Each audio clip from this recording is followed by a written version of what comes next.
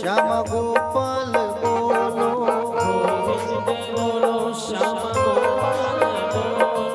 गोविंद बोलो श्याम गोपाल बोलो, गोविंद बोलो श्याम गोपाल बोलो, राधा रमण हरि गोविंद बोलो, राधा रमण हरि गोविंद बोलो,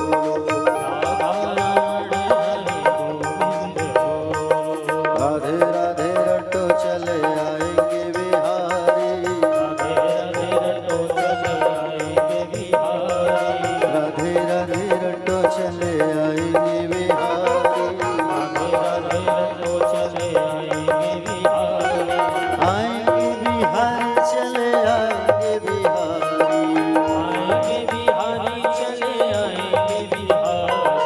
आएंगे बिहारी चले आएंगे बिहारी,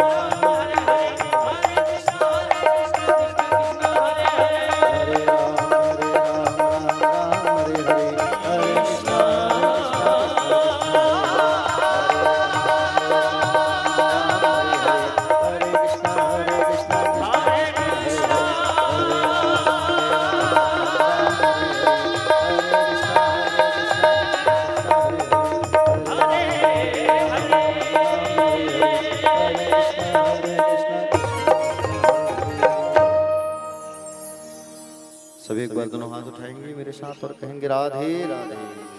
से मिला दे, मैं कहूंगा राधे राधे, आप लोग कहेंगे श्याम से मिला दे। आप कहेंगे श्याम से मिला दे, मैं कहूंगा राधे राधे। चलिए राधे राधे, श्याम से मिला दे, श्याम से मिला दे। राधे राधे बोले भागवत भगवान की। जय। आइए कथा में प्रवेश करते हैं प्यारे।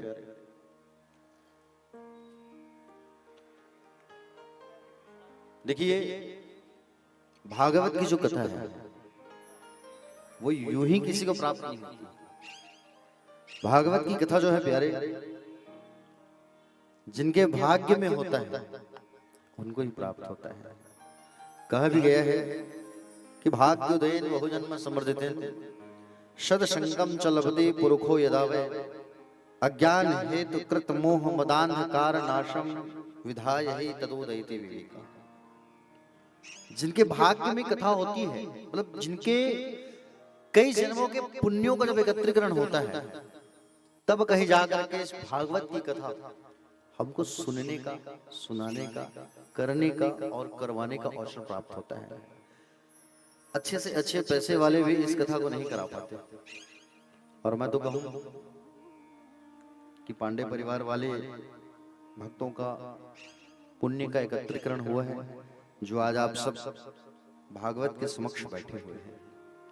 भागवत प्यारे कोई साधारण नहीं है।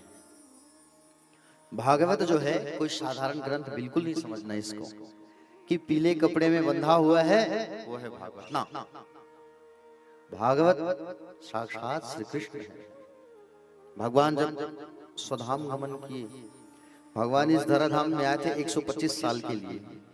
अब भगवान जब 125 वर्ष पूर्ण करके जाए संसार को छोड़ के, तो उनका जो दिव्य पुंज जो निकला, दिव्य तेज, वो भागवत में आके समाया। तो भागवत कोई साधारण नहीं है प्यारे। भागवत तो साक्षात श्री कृष्ण है। श्रीमद् भागवत अपि प्रत्यक्ष कृष्ण एवं ही, साक्षात श्री कृष्ण। और उस श्री कृष्ण के सामने हम सब बैठे हैं। कितना पुण्य की बात है। कथा जो होती है वो भगवान की इच्छा से होती है। आयोजन जो होती है वो उनकी इच्छा से होती है।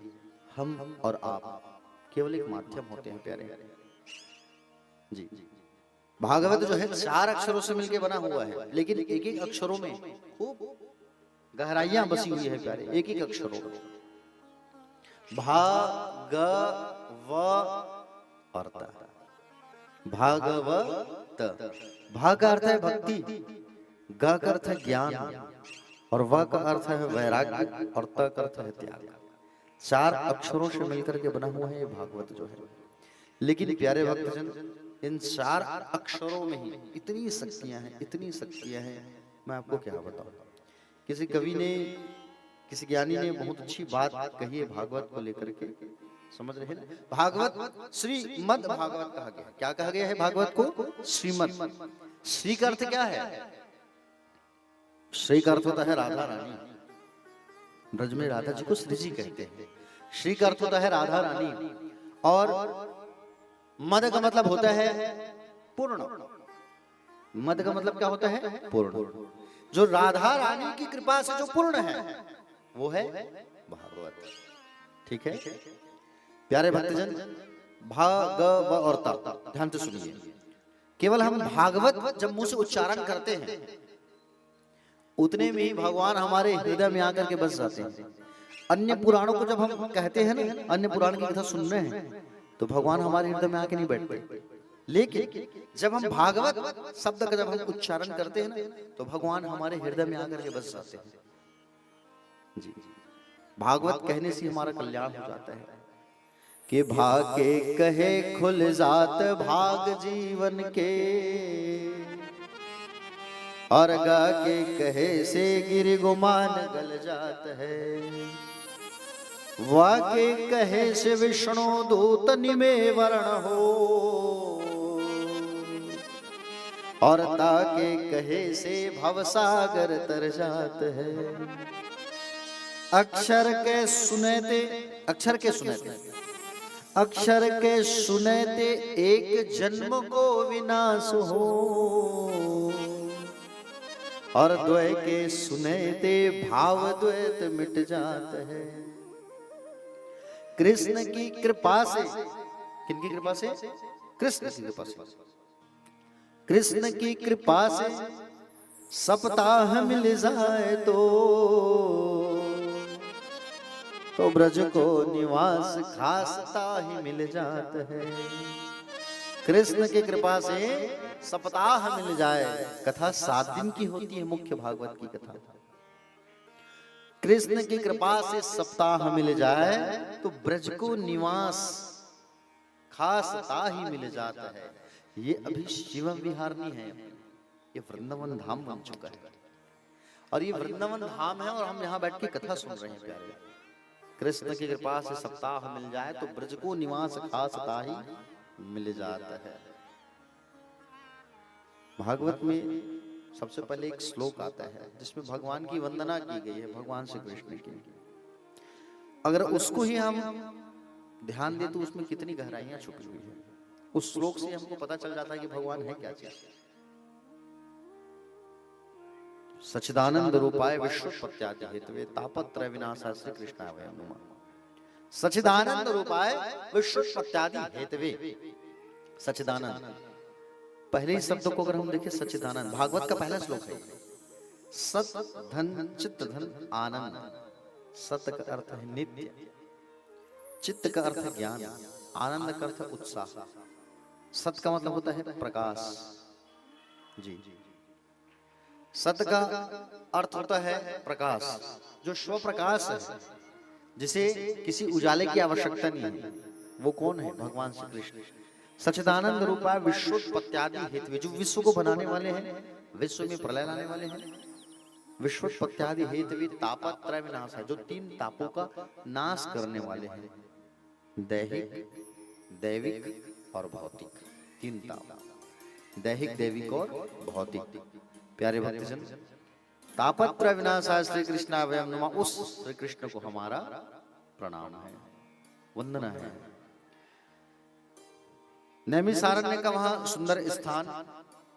आइए चलते हैं नैमिषारण्य तीर्थ में, जहां पर कथा की चर्चा हो रही है। जैसे हम यहाँ कथा की चर्चा कर रहे हैं, वैसे ही नैमिषारण्य तीर्थ में 88,000 ऋषि बैठे हुए थे। 88,000, जिसमें कोई 100 साल का है, कोई 200 साल का है। सतयुग की चर्चा है। कोई 200 साल, कोई 60 वर्ष, वहां पर कथा की चर्चा हो रही थी नैमिषारण्य तीर्थ में।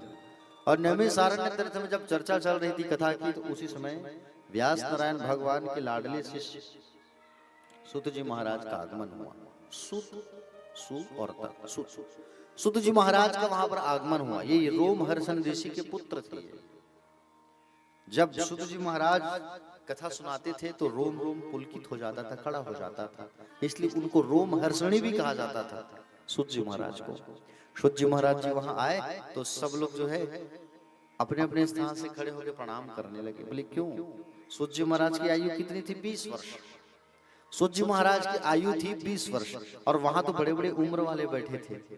फिर उन्होंने सम्मान क्यों किया? हाँ, सूत जी तो छोटे हैं ना, तो सम्मान क्यों किया गया उनका, बताइए आप।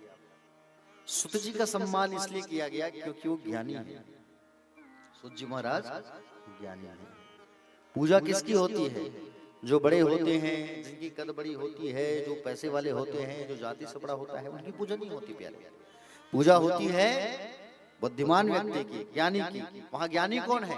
सूत जी महाराज वहां पर ज्ञानी है। तो सूत जी महाराज का वहां पर सारे लोग मिलकर के सुंदर उनका सम्मान करते हैं, प्रणाम करते हैं। सुंदर उनको आसन दिया गया और आसन पर सुंदर उनको बैठाया गया। सूत जी महाराज से सबसे पहले उन्होंने चर्चा किया। क्या चर्चा किया? कि बोले प्रभु आप जो है ऐसी कोई कथा बताइए जिससे हमको कृष्ण की प्राप्ति हो जाए। ऐसी कोई कथा का हमको रसस्वादन कराइए आप। कृष्ण प्राप्ति कर्म शाश्वत साधनम तद्वादाधुना, हमें श्री कृष्ण की प्राप्ति हो जाए ऐसी कथा सुनाइए। हम काल के गाल से निकल जाएं। काल व्याल मुख ग्रास त्रास निर्णास हेतवे। एक अजगर के मुंह में आकर आप चले गए, आप कब तक जीवित रहेंगे? जब तक वो मुंह बंद ना कर ले। अगर वो मुंह बंद कर लिया तो हम वही मर जाएंगे। उसी तरीके से हम सब इस काल के गाल में फंसे हुए हैं। जिस दिन काल अपना मुंह बंद कर लेगा हमारी मृत्यु हो जाएगी। तो ऐसे काल गाल मुख ग्रास त्रास निर्णास हेतवे, ऐसी कोई कथा बताइए जिस कथा को सुनने से कृष्ण की प्राप्ति हो जाए और हमारा जीवन धन्य हो जाए। ऐसी कोई कथा सुनाइए। सूत जी महाराज ने कहा कि बोले हम आप सबको भागवत की कथा रसपान कराएंगे, आप सबको भागवत की कथा सुनाएंगे, ऐसा श्री सूत जी महाराज ने कहा। क्यों? क्योंकि भागवत का जो कथा है प्यारे, श्रवण का अधिकार, भागवत कथा सुनने का अधिकार कभी कभी इन देवताओं को भी प्राप्त नहीं हो पाया था। समझ रहे हैं ना? हाँ, जब भगवान सुखदेव जी कथा सुनाना चालू किए परीक्षित जी महाराज को, आज आप पूरी कथा सुनेंगे, सुखदेव की जन्म की कथा, परीक्षित जी महाराज की कथा, सब उनको श्राप कैसे लगा, महत्तम की कथा तो हम चर्चा कर ही रहे हैं, महत्तम के साथ साथ बहुत सारी कथा सुननी है। प्यारे भक्तजन, जब भगवान श्री सुखदेव जी महाराज कथा सुनाना चालू किए, सारे देवता आ गए राजा परीक्षित के पास, भगवान सुखदेव के पास। बोले आप जो है ये अमृत का जो कलश है, अमृत पी लो महाराज राजा परीक्षित, और कथा हमको सुनने दो, कथा हमको सुनने दो। सुखदेव जी खूब डांट लगाए, बोले कहाँ अमृत और कहाँ कथा? बोले कथा का सौदा करने आए हो, प्रेम से बैठ के कथा सुनते तो तुम भी सुनते। बड़े बड़े देवताओं को भी यह प्राप्त नहीं होता प्यारे, भागवत की कथा जिनके भाग्य में होता है वही कथा रस पान कर पाता है। आप अगर उस सुधा का पान करते तो आपको संसार में फिर आना पड़ेगा, लेकिन जिस दिन भागवत कथा सुन लोगे आप तो संसार के आवागमन के चक्र से आप मुक्ति पा जाओगे। पुनरपि जन्मम पुनरपि मरणम पुनरपि जननी जठरे शयनम। भागवत का पान जिसने कर लिया उसका आवागमन के चक्र से उनकी सदा के लिए छुट्टी हो जाती है। समझ रहे हैं ना? ये है भागवत। जब सारे पुराणों को ब्रह्मा जी ने तौला, सारे पुराण एक तरफ रखा गया और एक तरफ भागवत को रखा गया, तो भागवत जी का पलड़ा भारी हो गया प्यारे। ये भागवत की कथा है जो भाग्य वालों को प्राप्त होती है। श्रीमद् भागवता क्यों अपि प्रत्यक्ष कृष्ण है, वही साक्षात श्री कृष्ण है भागवत। भागवत कथा के लिए सुंदर स्थान होना चाहिए, भागवत का गान होना चाहिए, भागवत में आपका ध्यान होना चाहिए और भागवत में आपका कान यहाँ होना चाहिए। ये चार बातों का ध्यान हमको बिल्कुल देना चाहिए। प्यारे भक्तजन, कथा पंडाल में जब भी बैठो एक श्रोता को कथा बिल्कुल तन और मन से सुनना चाहिए। भले आप इधर उधर देखो, लेकिन मन बिल्कुल, कान बिल्कुल भागवत जी पे होना चाहिए कि अब हमें और क्या सुनने को प्राप्त होगा, ये हमको ध्यान देना चाहिए। दूसरी चीज, सूत जी महाराज ने कहा 88,000 ऋषियों से एक बार देवर्षि नारद, देखो आज हम लोग जो कथा सुन रहे हैं ना वो जड़ की कथा है, मतलब हम अभी न्यू में हैं, और न्यू जब मजबूत होगा ना, बेस हमारा मजबूत होगा तो ऊपर भी क्लियर होगा। इसलिए आज की कथा को बिल्कुल ध्यान से सुनना। आज की कथा में कहीं चूक गए तो फिर आगे की कथा में आपको दिक्कत होगा। इसलिए मैं आप लोगों को बारीकी से समझाते जा रहा हूँ ताकि आपको कथा समझ में आए। प्यारे भक्तजन, नारद जी जो है एक बार तीव्र गति से दौड़ते जा रहे थे, बद्री धाम की ओर से जब गुजरे, बद्री धाम कहाँ है? बद्रीनाथ है ना। जब वहां से गुजर रहे थे तो वहां पर उन्होंने देखा चार भाई बैठे हुए थे। चार भाई कौन? सनक, सनंदन, सनातन और सनत कुमार। ये ब्रह्मा के पुत्र हैं। 24 अवतारों में से प्रथम अवतारी सनत कुमारों का है। चारों भाइयों को जब देखा किसने? नारद जी। नारद जी वहां रुक गए। चारों भैया ने पूछा, बोले नारद जी कहाँ जा रहे हो, कहाँ भटक रहे हो इतनी तीव्र गति से? नारद जी ने कहा, अहम तो पृथ्वी या तो ज्ञात्वा सर्वोत्तमीति पुष्करम च प्रयागम च काशी गोदावरी तथा। मैं पृथ्वी पर आया, पृथ्वी को सबसे श्रेष्ठ मानकर आया। हरि क्षेत्र में गया, कुरुक्षेत्र में गया, गया सेतुबंध रामेश्वरम गया। सत्य कहता हूँ सनत कुमार जी, मुझे कहीं शांति नहीं मिली। ना पश्यम पुत्र मिच्छम मन संतोषकार कलिना धर्म मित्रेन धरियम बाधित आधुना। कहीं शांति नहीं मिली मुझे। ना कोई सत्य बोलता है। और ऐसी लोगों की बुद्धि कलयुग ने बिगाड़ दिया है। आज कोई सत्य बोलता नहीं, झूठ ही लेना, झूठ ही देना, झूठ ही चबेना, सब झूठ का सहारा लेते हैं सब। हाँ? सनत कुमारों ने पूछा, बोले इतनी सी बात के लिए आप इतने उदास हो गए? तब बताया कि सुनो, मैं सारे संसार में भ्रमण करने के बाद जब वृंदावन आया, तो वृंदावन जब मैं आया तब मैंने वहां देखा कि वृंदावन में एक स्त्री खूब रो रही थी। नारद जी बता रहे हैं, वृंदावन जब मैं आया तब मैंने वहां देखा कि एक स्त्री खूब रो रही थी। अब मुझे देख करके वो और रोने लगी। अब मैं उनके पास गया, और जैसे उनके पास गया जाके पूछा, बोले देवी कौन हो आप? और उनके सामने दो पुरुष अचेत अवस्था में गिरे हुए पड़े हुए थे। पूछा मैंने, बोले कौन हो देवी आप? तब उन्होंने बताया, मेरा नाम भक्ति है महाराज। तो ये दो पुरुष कौन है जो बूढ़े होकर के अचेत अवस्था में पड़े हुए हैं? तो कहा ये मेरे बेटे हैं। बोले मैया ये बात समझ नहीं आई। बोले आप जवान हो, बेटे बूढ़े हो गए हैं। तब बताया कि बोले मेरे बेटों का नाम है ज्ञान और वैराग्य। मेरे दोनों बेटे का नाम है ज्ञान और वैराग्य। मैंने तो बहुत प्रयास किया लेकिन कुछ नहीं हो पाया। महाराज आप प्रयास करिए और इनको उठाने की कोशिश कीजिए। नारद जी जो है, नारद जी से पूछने लगी भक्ति मैया कि इनका बुढ़ापा कैसे दूर करूं। भक्ति देवी के मन में जो कष्ट है वो बता रही है, मेरे कष्टों का निवृत्ति कैसे हो, मेरे बच्चे युवा कैसे हो, बुढ़ापा इनका दूर कैसे हो, और सत्कर्म मैं क्या करूं जिनसे मेरे पुत्रों का कल्याण हो सके। तो नारद जी ने खूब प्रयास किया ज्ञान और वैराग्य को जगाने के लिए, लेकिन दोनों नहीं जगे। उठते थे गिर जाते थे, उठते थे गिर जाते थे। आकाशवाणी हुआ कि बोले सत्कर्म करो, सत्कर्म करने से दोनों जगेंगे। हाँ? तो सनकादिक मुनियों से नारद जी ने पूछा कि बोले महाराज क्या उपाय करूं मैं कि इन दोनों का कल्याण हो सके। तो सनकादिक मुनियों ने कहा कि बोले उन दोनों को उठाने के लिए केवल एक ही उपाय है। कौन सा उपाय? श्रीमद् भागवत की कथा का आयोजन करना होगा। और श्रीमद् भागवत की कथा का जब आयोजन करोगे आप, तभी ये दोनों जागेंगे और जाग करके खड़े हो जाएंगे। श्रीमद् भागवत में ही इतनी शक्ति है कि दोनों जो है जाग करके खड़े हो जाएंगे। सनत कुमार बोले वेद क्या है? वृक्ष है, और वेद रूपी वृक्ष का पका हुआ फल है कौन? भागवत। वेद रूपी वृक्ष का पका हुआ फल है भागवत जो है।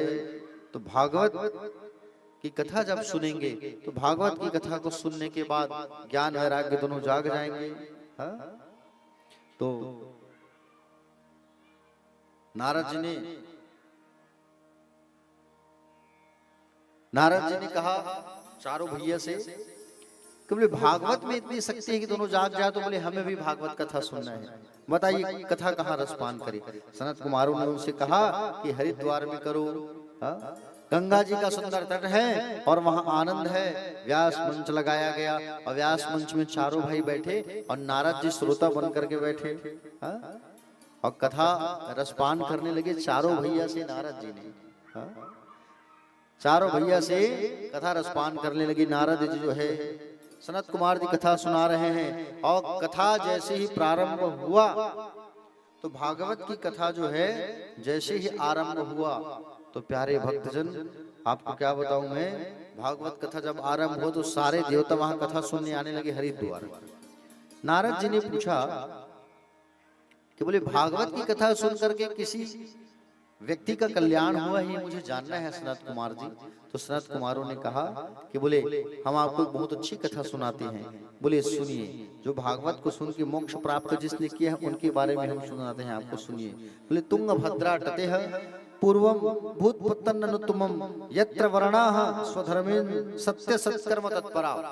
सत्य कर्म में तत्पर रहने वाले एक ब्राह्मण देवता रहते थे उत्तम नाम के नगर में, तुंगभद्रा नदी के तट पर। जैसे हमारे नगर है बोले खारून नदी के तट पर, वैसे ही तुंगभद्रा नाम का एक नदी था और उस नदी के किनारे एक सुंदर नगर था। वहां एक ब्राह्मण देवता रहते थे। कहाँ पर? तुंगभद्रा नाम के नदी जहां पर था, वहां पर सुंदर ब्राह्मण देवता रहते थे। और तुंगभद्रा नदी के तट पर सुंदर उत्तम नाम का नगर था, और उस उत्तम नगर में सुंदर गांव बसा हुआ था। उस गांव में एक ब्राह्मण देवता रहते थे। समझ रहे हैं ना? उस गांव में एक ब्राह्मण देवता रहते थे जिसका नाम था आत्मदेव। क्या नाम था? आत्मदेव। सुंदर ब्राह्मण देवता रहा करते थे। और वो ब्राह्मण देवता जो है वेद पाठी थे, कर्मकांडी व्यक्ति थे, पूजा पाठ करने वाले। आत्मदेव ब्राह्मण देवता जहां उस नगर पे रहते थे, उनकी पत्नी का नाम था धुंधली। ब्राह्मण देवता को कोई संतान नहीं था महाराज। खूब प्रयास किया, खूब यज्ञ कराया, लेकिन संतान उनका नहीं हुआ। आत्मदेव जी का दूसरों को उपाय बताते थे, दूसरों का कल्याण हुआ, लेकिन खुद का कल्याण नहीं हुआ। हा? बोले खुद का उद्धार नहीं हुआ। एक बार की बात है, आत्मदेव ब्राह्मण देवता बोले नदी किनारे बैठ करके पत्थर मारते हुए नदी किनारे बैठे हुए थे। और नदी के किनारे जब बैठे हुए थे तो उसी समय वहां से एक दिव्य तेज एक संत वहां से गुजर रहे थे। आत्मदेव जी जाकर के संत के चरणों में गिर गए, और संत के चरणों में गिर करके प्रणाम करने लगे, कहने लगे महाराज आप ज्ञानी लग रहे हो, आप बताइए मेरा जीवन पूर्ण कब होगा? बोले मुझे संतान की प्राप्ति कैसे होगी, मुझे जानना है, बताइए आप। तो कहे, मस्तिष्क की रेखा को देख के भविष्यवाणी किया कि आपके भाग्य में संतान का सुख ही नहीं है महाराज, भगवान का भजन करो आप। तो ब्राह्मण देवता ने कहा अगर आप मुझे संतान नहीं प्रदान करोगे तो मैं आपके चरणों में लेट करके दंडवत सर पटक पटक के प्राण त्याग दूंगा। अब आप जानो। अपने थैले से एक फल निकाला, और थैले से फल निकाल करके ब्राह्मण देवता को दे दिया। बोले जाओ आप अपनी पत्नी को खिला देना, संतान हो जाएगा। ब्राह्मण देवता घर आए, धर्म पत्नी लीला बोले धुंधली को बताया कि बोले धुंधली मैं एक संत से प्रसाद लाया हूं फल, उसको आप खा लेना। लेकिन वो उस फल को नहीं खाती है, फल को ले तो लेती है खाऊंगी कह करके, लेकिन उस फल को वो नहीं खाई। छोटी बहन को बुलाई, छोटी बहन को पूरा हाल बताई, तेरे जीजा जी फल लेके आए हैं महात्मा से, मुझे खाने कह रहे हैं। बोले मैं ये सब नहीं कर सकती। बोले 9 माह मैं बच्चे को गर्भ में नहीं रख सकती, प्रसव पीड़ा में नहीं सह सकती, बच्चा जब आए तो मलमूत्र त्याग कर, ये सब मुझसे नहीं हो सकता। पत्नी छोटी बहन ने कहा कि बोले एक काम करो बहन, कोई बात नहीं, मैं 1 माह के गर्भ से हूं, मेरा जब संतान होगा तो मैं ला करके आपको दे दूंगी, तो संतान होगा। आप इस फल को ठीक है मत खाओ। आपके घर में एक गाय है जो बांझ है, जिनका संतान नहीं है, आप इस फल को गाय को खिला दो, आप इस फल को गाय को खिला दो। आप जब मेरा संतान होगा तो मेरे तो 4-5 बच्चे हैं, जब होगा चुपचाप मैं लाके दे दूंगी तुमको। ऐसा कहा कि बहन चली गई, और उसने वैसे ही किया। फल को धुंधली ने अपने घर विराजमान उस गौ माता को खिला दिया। गौ माता उस फल को खाई तो गौ माता गर्भवती हो गई। कुछ महीनों बाद जब उसकी बहन का जब बेटा हुआ तो ला करके उस बेटा को ला करके अपनी बड़ी दीदी को दे देती है चुपचाप। और धुंधली जो है अपने पति से कहती है कि मेरा बेटा हुआ है, झूठी खबर फैला दी। अब तो आत्मदेव ब्राह्मण देवता का खुशी का ठिकाना नहीं था कि मेरा बेटा हुआ है। खुशी मनाने लगे, नाचने लगे, गाने लगे, पूरे मोहल्ले वाले को बुला लिए, मिठाई बांटे, बोले खुशियां मनाने लगे। नाम रखा गया उसका धुंधकारी। क्या नाम रखा गया? धुंधकारी नाम रखा गया। कुछ महीनों बाद जिस गाय को फल खिलाया गया था, उस गाय ने भी एक पुत्र को जन्म दिया। गाय के गर्भ से मनुष्य का जन्म हुआ। कभी आप सुने हैं गाय मनुष्य को जन्म दे? लेकिन ऐसा हुआ है। गाय के गर्भ से मनुष्य का जन्म हुआ, हूबहू आदमी, लेकिन कान जो है गौ माता का था। बस नाम रखा गया गौ कर्ण। कर्ण मतलब कान, गौ मतलब गौ माता। नाम रखा गया उनका गौकर्ण। दोनों बच्चे बड़े होने लगे। इत्तेफाक ये था कि एक बच्चा ज्ञानी बना और एक बच्चा मूर्ख बना। एक बना जो है ज्ञानी और दूसरा बना मूर्ख। गोकर्ण पंडितो ज्ञानी धुनकारी महाकला। जो बहन का बेटा था वो नीच संगति में पड़ गया, गलत संगति में पड़ गया, मदिरा पान करने लगा, शराब पीने लगा, जुआ खेलने लगा, गांव के बच्चों को बैठा बैठा के खेलने लगा। अब तो बिगड़ गया खुद, तो गांव के बच्चों को भी बिगाड़ दिया, गांव के बच्चों को भी बिगाड़ दिया। ऐसी विडंबना। गांव वाले शिकायत करते थे, महाराज अपनी बेटी को संभाल के रखो, आप महाराज बेटी को संभाल के रखो, पूरे गांव को बिगाड़ रहे हैं। गोकर्ण महाराज जो गाय के गर्भ से जिसने जन्म लिया वो ज्ञानी पंडित बने, संत बन गए। वो आत्मदेव ब्राह्मण देवता थक गए, हार गए, और हार करके अपने दूसरे पुत्र गोकर्ण के पास आगे पूछे, गोकर्ण बेटा एक बात बताओ, मैं ऐसा क्या करूं जिससे मुझे गोविंद की प्राप्ति हो जाए, क्या करूं मैं, इस मोह से मुझे छुटकारा पाना है। तो गोकर्ण जी ने कहा, पिताजी मैं तो चारों धाम की यात्रा करने निकल रहा हूँ, आप भी इस गृहस्थ को छोड़ करके भगवान का भजन करिए, सत्संग करिए, सत्संग में ही जीव का कल्याण हो रहा है। गोकर्ण महाराज चारों धाम की यात्रा करने निकल गए और आत्मदेव ब्राह्मण देवता भी घर को छोड़ करके निकल गए। घर में बच्चे कौन, धुंधली और धुनकारी, दोनों रहने लगे। एक दिन की बात है, धुंधकारी को उसकी माँ ने कहा कि देखो पुत्र तुम गलत कार्य ना किया करो, ये अच्छी बात नहीं है। अपनी माँ को धक्का दे दिया, उसकी माँ कुआं में गिर गई, उसकी मृत्यु हो गई। अब धुंधकारी अकेला हो गया। धुंधकारी जब अकेला हुआ तो घर में 5-5 गलत स्त्रियों को ले आया, अपने घर में रखा, चोरी करने जाता था, पैसा ला के इन सबको पकड़ाता था वो, 5 गलत स्त्रियों को। ऐसी विडंबना प्यारे। अब 5 गलत स्त्रियों को अपने घर पे ला करके रख लिया, पैसा लुटाने लगा। पांचों ने कहा कि बोले ऐसा ना इच्छा हो, बोले और पैसे लाओ। तो बड़े बड़े राजा महाराजा के घर जा के चोरी कर करके लाता था, पैसे पकड़ाता था। पांचों ने सोचा ये अगर पकड़ा गया तो साथ में हम भी जाएंगे, इसलिए क्या करते हैं, इसको मार डालते हैं। खूब मारा, नहीं मरा, उनको खूब मदिरा पिलाए, शराब पिलाए, शराब पिला करके गरम गरम कोयले को मुंह में ठूस दिए, और मुंह में जैसे ठूसे और रस्सी डाल करके गला को खींचे, वो मर गया। और जब मरा तो लोग कहेंगे मर गया ये, जान जाएंगे लोग, तो क्या करें, उसी घर में गड्ढा खोदे, और गड्ढा खोद करके उसी घर में धुंधकारी को गाड़ दिए ये 5 स्त्रियां, और घर छोड़ के चले गए। धुंधकारी मर गया और धुंधकारी जो है प्रेत बन गया प्यारे।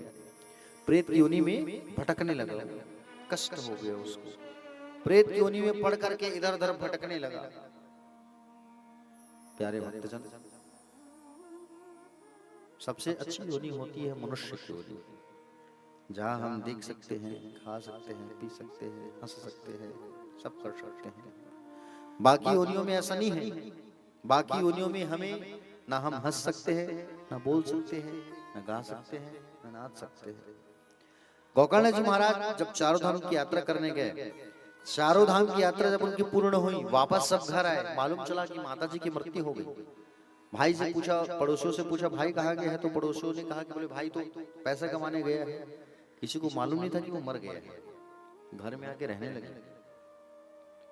घर में आकर के जब रहने लगे तो गोकर्ण जी महाराज को कभी हाथी दिखता था, कभी भालू दिखता था, कभी विचित्र विचित्र आवाज सुनाई देता था। गोकर्ण महाराज कमंडल से जल निकाले, और जल निकाल करके जब छिड़के, और जल निकाल करके जैसे छिड़काव किया तो वो जो दिखता था दृश्य जानवरों की, वो रोना चालू किया। फिर कमंडल से जल लेकर के छिड़काव किया तो रोने की आवाज बंद हो गई, वो बोलना चालू किया। पूछा, बोले कौन हो भैया आप, इतना क्यों सता रहे हो, बताओ कौन हो आप? तब उन्होंने कहा कि बोले पहचानो मैं कौन हूं। तो उन्होंने कहा कि बोले हम पहचान तो नहीं पा रहे हैं, बताइए आप। तो कहा अहम भ्राता तदियोस्मि धुंधकारिति नामता। बोले भैया मैं आपका ही भाई धुंधकारी हूं। बोले गोकर्ण महाराज ने पूछा, तुम मेरे भाई धुंधकारी? अरे तुम प्रेत योनि में कैसे पड़ गए, कैसे क्या हुआ बताओ? पूछा प्रेत योनि में कैसे पड़ गए आप?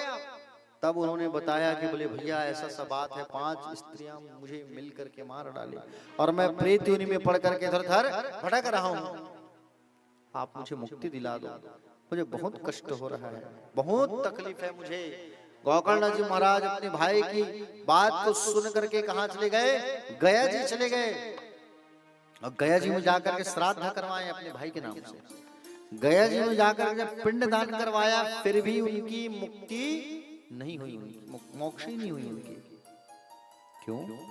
क्योंकि उसका तो गोत्र का ही पता नहीं था उनको, क्योंकि वो तो धुनकारी की बहन का बेटा था ना। मुक्ति कैसे हो? कहा कि बोले आप 100 बार भी जा करके गया जी में अगर पिंड दान करोगे भैया, फिर भी मेरी मुक्ति नहीं होगी।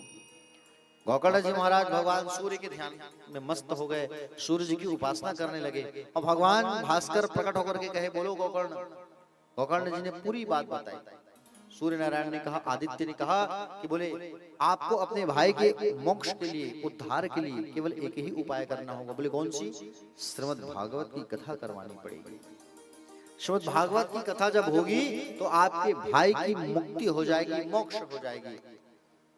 तो बोले कौन करे? बोले आप करो अपने घर पे। तब गोकर्ण जी महाराज ने अपने भाई के मुक्ति के लिए अपने घर पर श्रीमद् भागवत का आयोजन किया।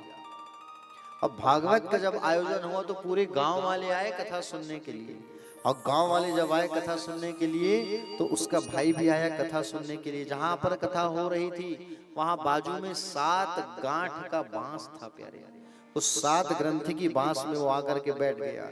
एक दिन की जब कथा होती थी ना तो एक गांठ फट जाता था, दूसरे दिन की कथा होती थी तो दूसरी गांठ फट जाती थी, तीसरे दिन की कथा होती थी तो तीसरी गांठ फट जाती थी। ऐसे ऐसे 7 दिन की कथा जब पूर्ण हुई, 7 गांठ फट गया और उस बांस से प्यारे निकल करके दिव्य पुरुष प्राकट्य हुआ। भैया को प्रणाम किया, भागवत जी को प्रणाम किया, वो धुनकारी प्रकट हो गया। दिव्य मनुष्य लेकर के स्वर्ग से रथ आया, उस रथ पर बैठ करके परम पद धाम को चला गया। कौन? धुनकारी। धुनकारी की मुक्ति हो गई। गांव वालों ने कहा कि बोले हम सबकी मुक्ति क्यों नहीं हुई महाराज? हम भी तो कथा सुनते थे। तो गोकर्ण जी महाराज ने कहा कथा तो सुनते थे लेकिन कथा में ध्यान थोड़ी रहता था आपका।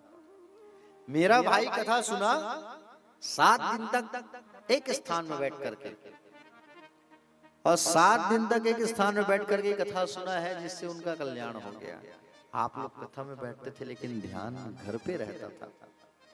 घर जाना है, शाम हो गई, रात हो गई, लेकिन उसका ध्यान तो केवल प्रभु पे रहता था, इसलिए उसका कल्याण हो गया।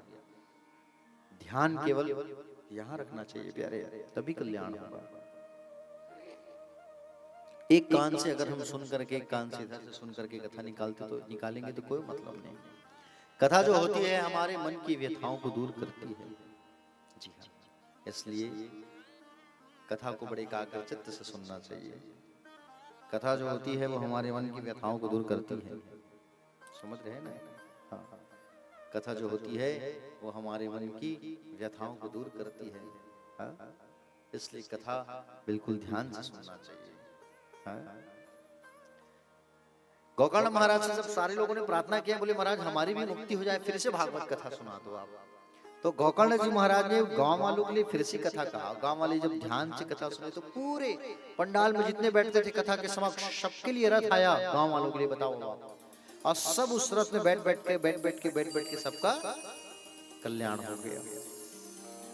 सुत जी महाराज कहने लगे 88,000 ऋषियों को कि बोले सारे लोगों का कल्याण हो गया उस कथा को सुन करके। हरिद्वार में जब चारों भाई कथा सुना रहे हैं नारद जी को ना, तो वहां पर बड़े बड़े देवर्षि, मुनि, यक्ष, नाग, गंधर्व, नाग सबका आगमन हो रहा है और सब कथा में कथा सुनने के लिए आ रहे हैं। वहां पर स्वयं भगवान सुखदेव जी पधारे हरिद्वार में। कथा जब होने लगी तो कथा में भी सुनना है मुझे भी। सारे लोग आए, इंद्र आए, उद्धव आए, प्रहलाद जी आए, सब आकर के मृदंग बजाने लगे, नाचने लगे, गाने लगे। कथा की सप्ताह विधि चारों भैया ने नारद जी को बताया। सप्ताह विधि कथा, सप्ताह विधि कथा बोले तो 7 दिन तक कथा कैसे सुनना चाहिए, कथा कैसे रसपान करें। प्यारे भक्तजन, कथा के लिए सुंदर माह बताया गया है। श्रावण, भाद्रपद, आश्विन, कुंवर, कार्तिक, अघ्न, वैशाख, ज्येष्ठ, ये श्रेष्ठ माह कहा गया है। भागवत कथा जब हो तो हमें कुछ कुछ नियमों का पालन करना चाहिए। हाँ? पूजन जब हो तो पूजन पर मन लगा करके पूजन करना चाहिए। देवताओं का आवाहन होता है, स्थापन होता है, और पूजन बड़ी विधि विधान से करना चाहिए। प्यारे भक्तजन, कथा रसपान करते करते द्वादश अक्षर मंत्र का हमको जाप करते रहना चाहिए मन में। ओम नमो भगवते वासुदेवाय, इसे द्वादश अक्षर मंत्र कहते हैं। कथा सुन रहे हैं तो मन में ओम नमो भगवते वासुदेवाय जपते रहो। समझ रहे हो ना? देखो, भागवत के श्लोकों को मन में उच्चारण करते रहना चाहिए, गाते रहना चाहिए। हाँ? समझ रहे हैं ना? भागवत कथा जब हम रसपान करें तो हमें निंदा नहीं करना चाहिए, निंदा को त्याग देना चाहिए। जब हम निंदा करते हैं तो हमारे अंदर कली का वास होता है, कलयुग का वास होता है। प्यारे, कथा जब हम रसपान करें तो श्रद्धा से कथा रसपान करें।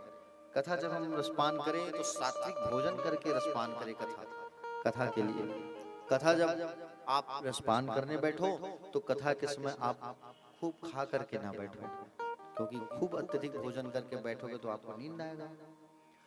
भोजन अगर आप सात्विक करोगे तो मन केवल ठाकुर जी में लगेगा। सात्विक भोजन, शुद्ध आहार करना चाहिए। या फलाहारी ले लो, आप व्रत कर लो, एक टाइम भोजन कर लो। ऐसा करने से कथा में कोई विघ्न बाधा नहीं आता। कथा में विघ्न डालते हैं कौन? कथा में जब हम मन लगाते हैं तो माया जो है विघ्न डालने आती है, याद रखना। हाँ, माया जो है कथा में विघ्न डालने जरूर आती है। साथ में जंध्रा और निद्रा को लेके आती है। जंध्रा मतलब जमाई, निद्रा मतलब नींद। सात्विक भोजन हमको करना रहता है कथा चलते तक। लहसुन प्याज नहीं खाना है, कुमड़ा नहीं खाना है, भाटा नहीं खाना है, मूली, गाजर, सलजम सब बंद रहेगा। ठीक है? हाँ, साथ में जिमीकंद भी नहीं खाना है, कंद वाली वस्तु बंद। प्यारे भक्तजन,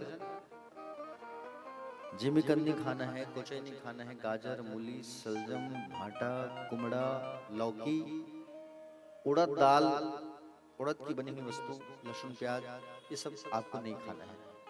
ये सब जो है प्रतिबंध रहेगा, बंद रहेगा।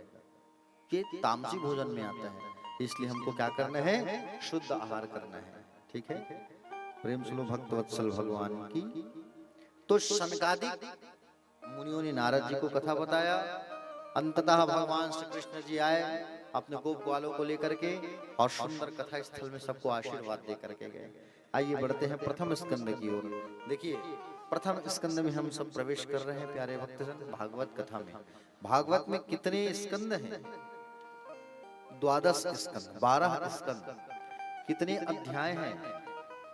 भागवत पर 335 अध्याय है टोटल। कितने अध्याय हैं? 335 अध्याय है। और श्लोक कितने हैं भागवत पर? भागवत में श्लोक है 18,000 श्लोक। ठीक है? 12 स्कंद है, 335 अध्याय है भागवत जी पे।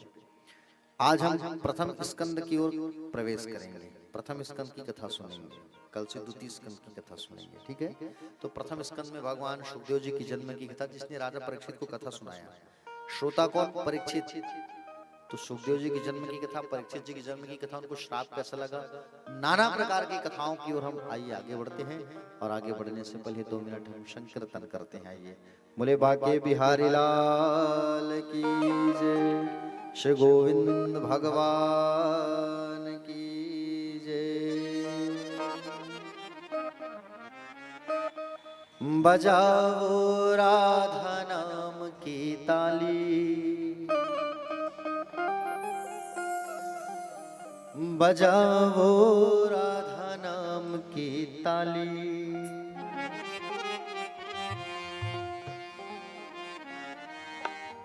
बजाओ राधा नाम की ताली, बजाओ राधा नाम की ताली, बजाओ राधा नाम की ताली, बजाओ राधा नाम की ताली।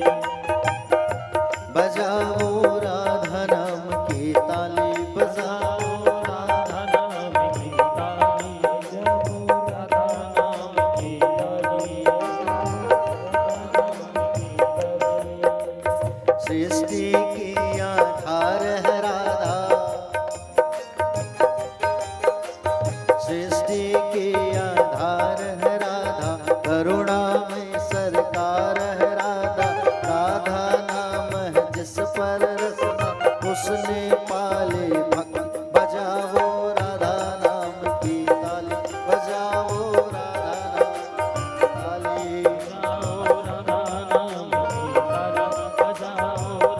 ताली। जय हो।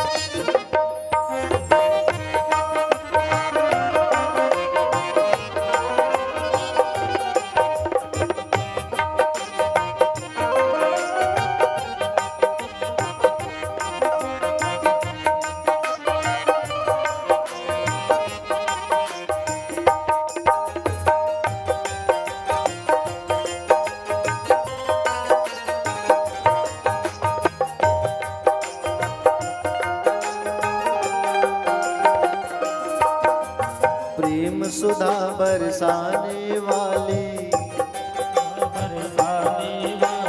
करुणा रस छलकाने वाली,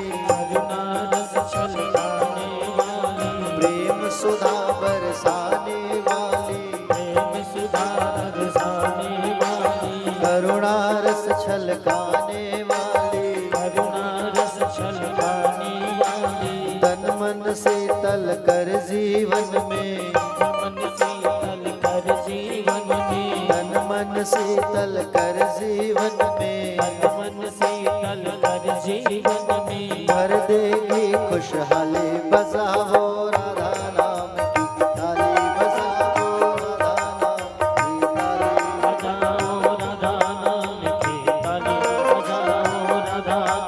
की ताली। जय हो।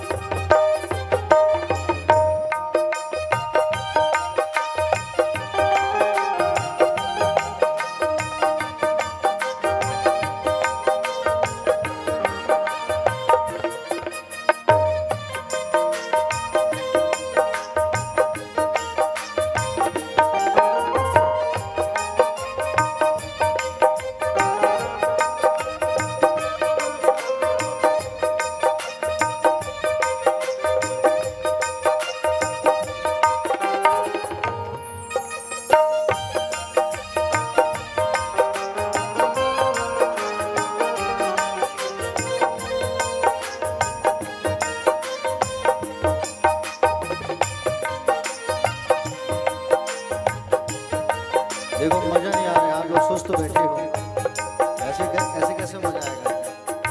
थोड़ा एनर्जी से ताली बजाओ, और एनर्जी से ताली बजा के गाओगे ना तो आनंद आएगा। ऐसा मत सोचना हम लोग कम हैं, कम में ही बम। हाँ ठीक है ना, तो थोड़ा मुंह से भी आवाज लगाओ, ठीक है। अच्छा भजन समझ में आ रहा है क्या? आ तो रहे ना भजन समझ में? ठीक है, चलो इसको ट्रांसलेट कर देते हैं थोड़ा सा अच्छा सा, और आपको समझ में ऐसा मोटिवेट कर देते हैं भजन को। आइए चलो।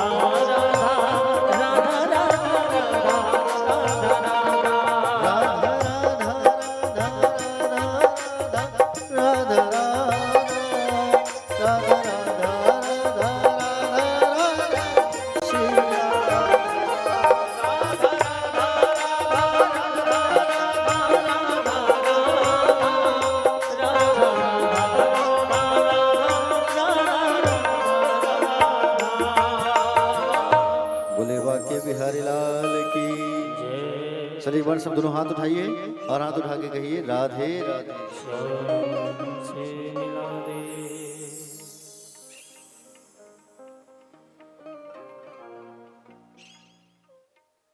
देखो भजन गाओगे ना जोर जोर से ताली बजा के तो ठंड गायब हो जाएगा। पसीना आने लगा मेरे को तो।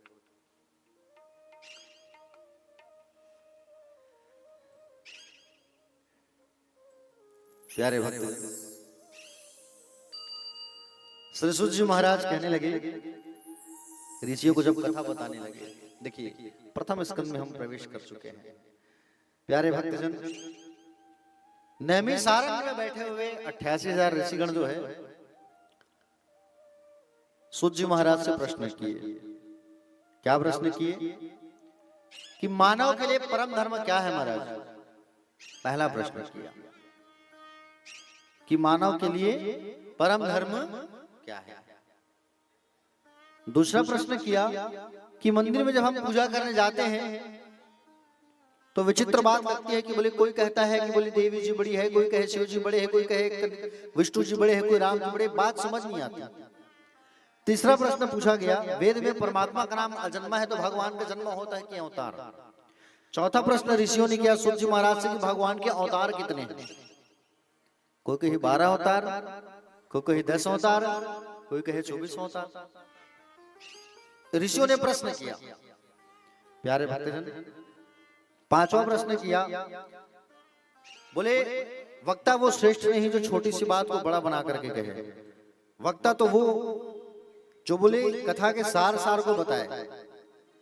अगर विस्तार से कथा बताना प्रारंभ कर दे तो आज भक्तों के पास समय नहीं है कि वो विस्तार से कथा सुने। छठा प्रश्न किया, भगवान श्री कृष्ण जब अवतार लिए थे, जब भगवान जब अवतार लिए थे तो उन्होंने कहा था कि भाई धर्म की स्थापना के लिए मैं अवतार लेते रहूंगा।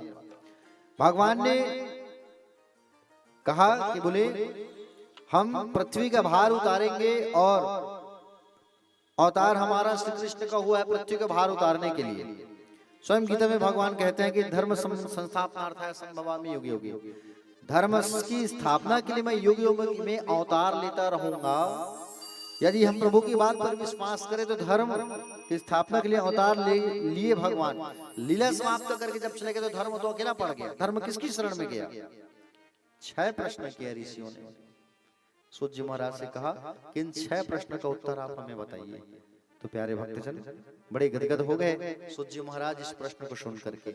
और सूत जी महाराज ने कहा कि मैं आप लोगों के प्रश्नों के उत्तर को देने के पहले सबसे पहले बोले परम आदरणीय श्री सुखदेव जी भगवान की वंदना करता हूँ कहे। और सबसे पहले भगवान सुखदेव जी के चरणों में प्रणाम किया उन्होंने। 6 प्रश्नों का उत्तर मैं अवश्य दूंगा आप सबको प्यारे। और 6 प्रश्नों का उत्तर देने से पहले आइए वंदना करते हैं भगवान सुखदेव जी की कहे और सुखदेव जी की जय जयकार लगाने लगे। आप सब एक बार जय जयकार लगाइए। बोले श्री सुखदेव जी भगवान की जय। प्यारे भक्तजन, सुखदेव भगवान का जो चरित्र है कितना प्यारा है। सुखदेव भगवान, प्यारे भक्तजन, सुखदेव भगवान जैसा चरित्र, पावन चरित्र और सुखदेव जैसा संत कोई नहीं हुआ।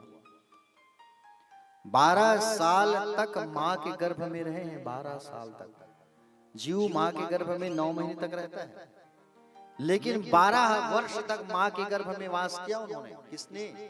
सुखदेव जी ने। 12 वर्ष तक।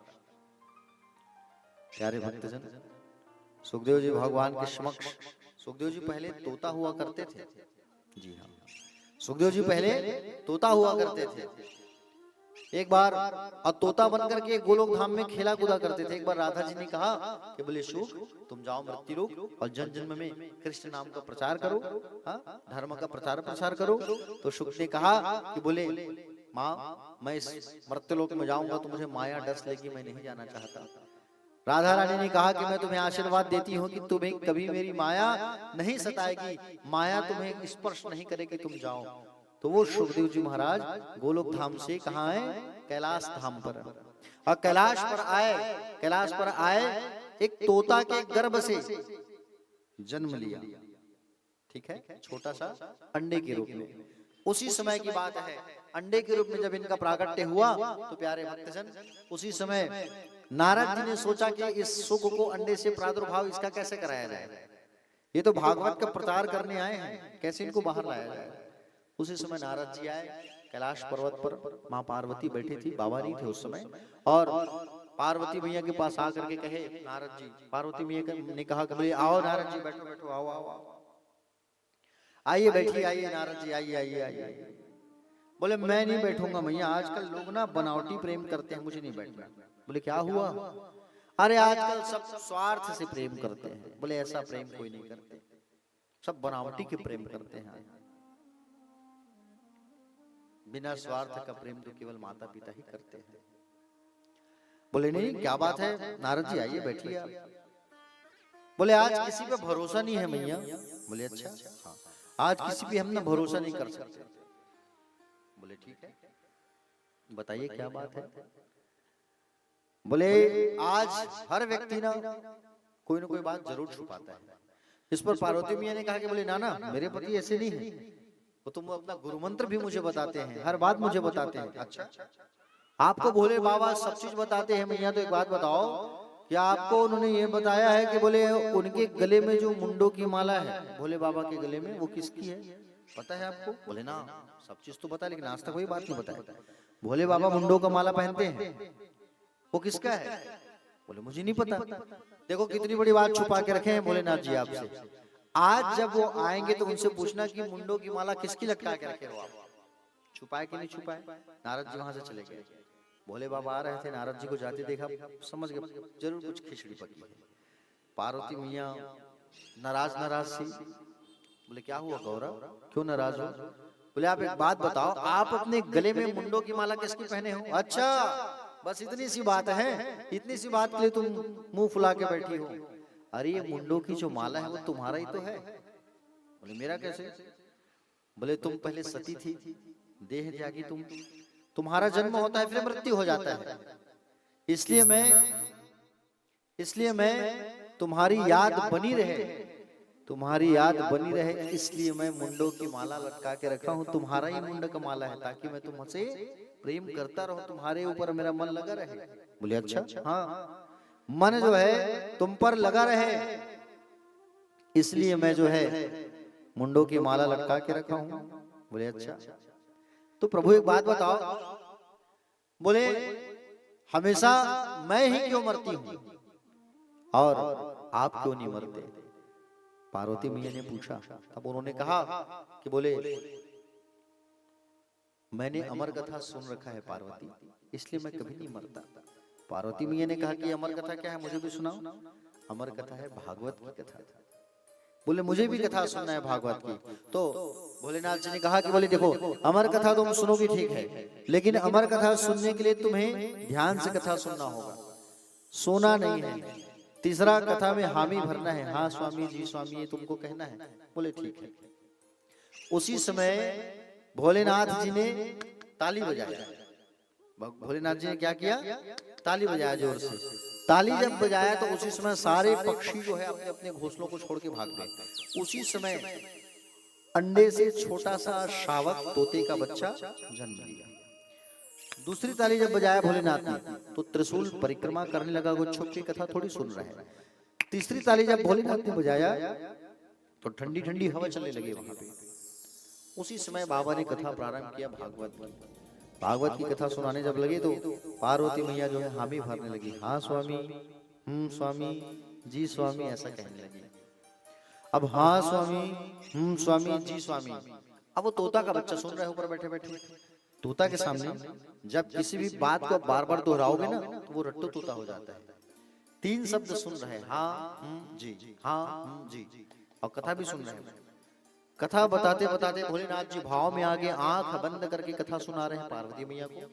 मैया हाँ स्वामी, हूँ स्वामी, जी स्वामी कह रही है। अचानक पार्वती मैया को नींद आ गया। पार्वती मैया नींद आया, पार्वती मैया सो गई।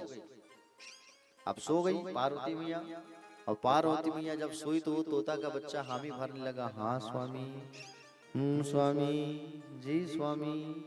अचानक भोलेनाथ जी का आंख खुला देखे पार्वती तो सो रही है, तो हामी कौन भर रहा है, हुकारू कौन दे रहा है, ऊपर देखा तो तोता का बच्चा। तोते के बच्चे को मारने के लिए भोलेनाथ दौड़ पड़े, और तोता का बच्चा भागते भागते भागते भागते कैलाश पर्वत पर आ गया। बोले कैलाश से भागते भागते बद्री आश्रम की ओर गया, जहां पर व्यास नारायण भगवान का आश्रम था, माणा गांव। और सुंदर वहां पर आए सरस्वती नदी के तट पर, और वहां पर आए उसी समय व्यास नारायण की पत्नी अरणी देवी जम्हाई ले रही थी। तो सुखदेव जी छोटा सा तोता का बच्चा जाके उनके गर्भ में घुस गया मुंह से, और गर्भ में घुस गए सुखदेव जी। भोलेनाथ जी आए पीछा करते करते, कई दिन तक इंतजार किए, वो बाहर नहीं निकले। शंकर जी वापस आ गए। सुखदेव जी उस गर्भ में कितने साल तक रहे हैं? 12 साल तक।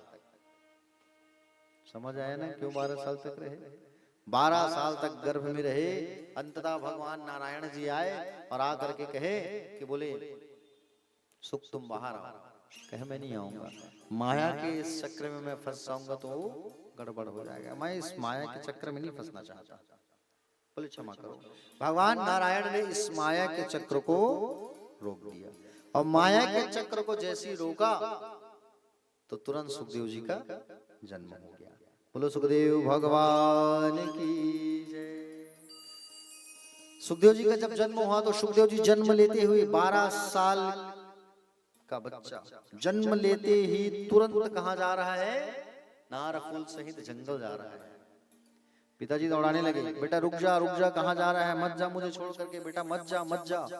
दौड़ाने लगे, लेकिन सुखदेव जी जाने लगे पिता और माता को छोड़ करके वन की ओर जाने लगे। पिताजी चिल्लाने लगे, मत जा पुत्र मत जा, लेकिन वो नहीं माने। जंगलों से आवाज आई पत्तों से कि बोले व्यास जी आप वापस चले जाओ, ये आपके लिए नहीं, ये संसार के लिए आया है, वापस जाओ। मार्ग में कुछ माताएं स्नान कर रही थी। व्यास नारायण जी कहे मेरा 12 साल का बेटा जा रहा है, आप लोग स्नान कर रहे हो। माताओं ने कहा कि बोले बेटा आपका नर और नारी में कोई भेद नहीं करता, वो तो ब्रह्म है। अंततः पुत्र के पास पहुंच करके कहा सुखदेव जी से व्यास नारायण ने, बेटा वापस चलो, तुम जो कहोगे मैं करूंगा, तुम कहोगे विवाह करा दो तुम्हें विवाह करा दूंगा, लेकिन तुम चलो साथ, ऐसे छोड़ के ना जाओ। सुखदेव जी ने कहा पिताजी ये जो जीव है ना, कई बार जन्म लेता है और कई बार मृत्यु होता है इसकी, कई बार ये माता बनता है, कई बार पिता बनता है, ये आवागमन का चक्र चलता रहता है, और मुझे इस आवागमन के चक्र में मुझे नहीं फंसना। बोले मैं नहीं जाऊंगा, आप जाइए। सुखदेव जी ने मना कर दिया, व्यास जी वापस आ गए। प्यारे भक्तजन, सुखदेव जी जंगल में ही रहने लगे।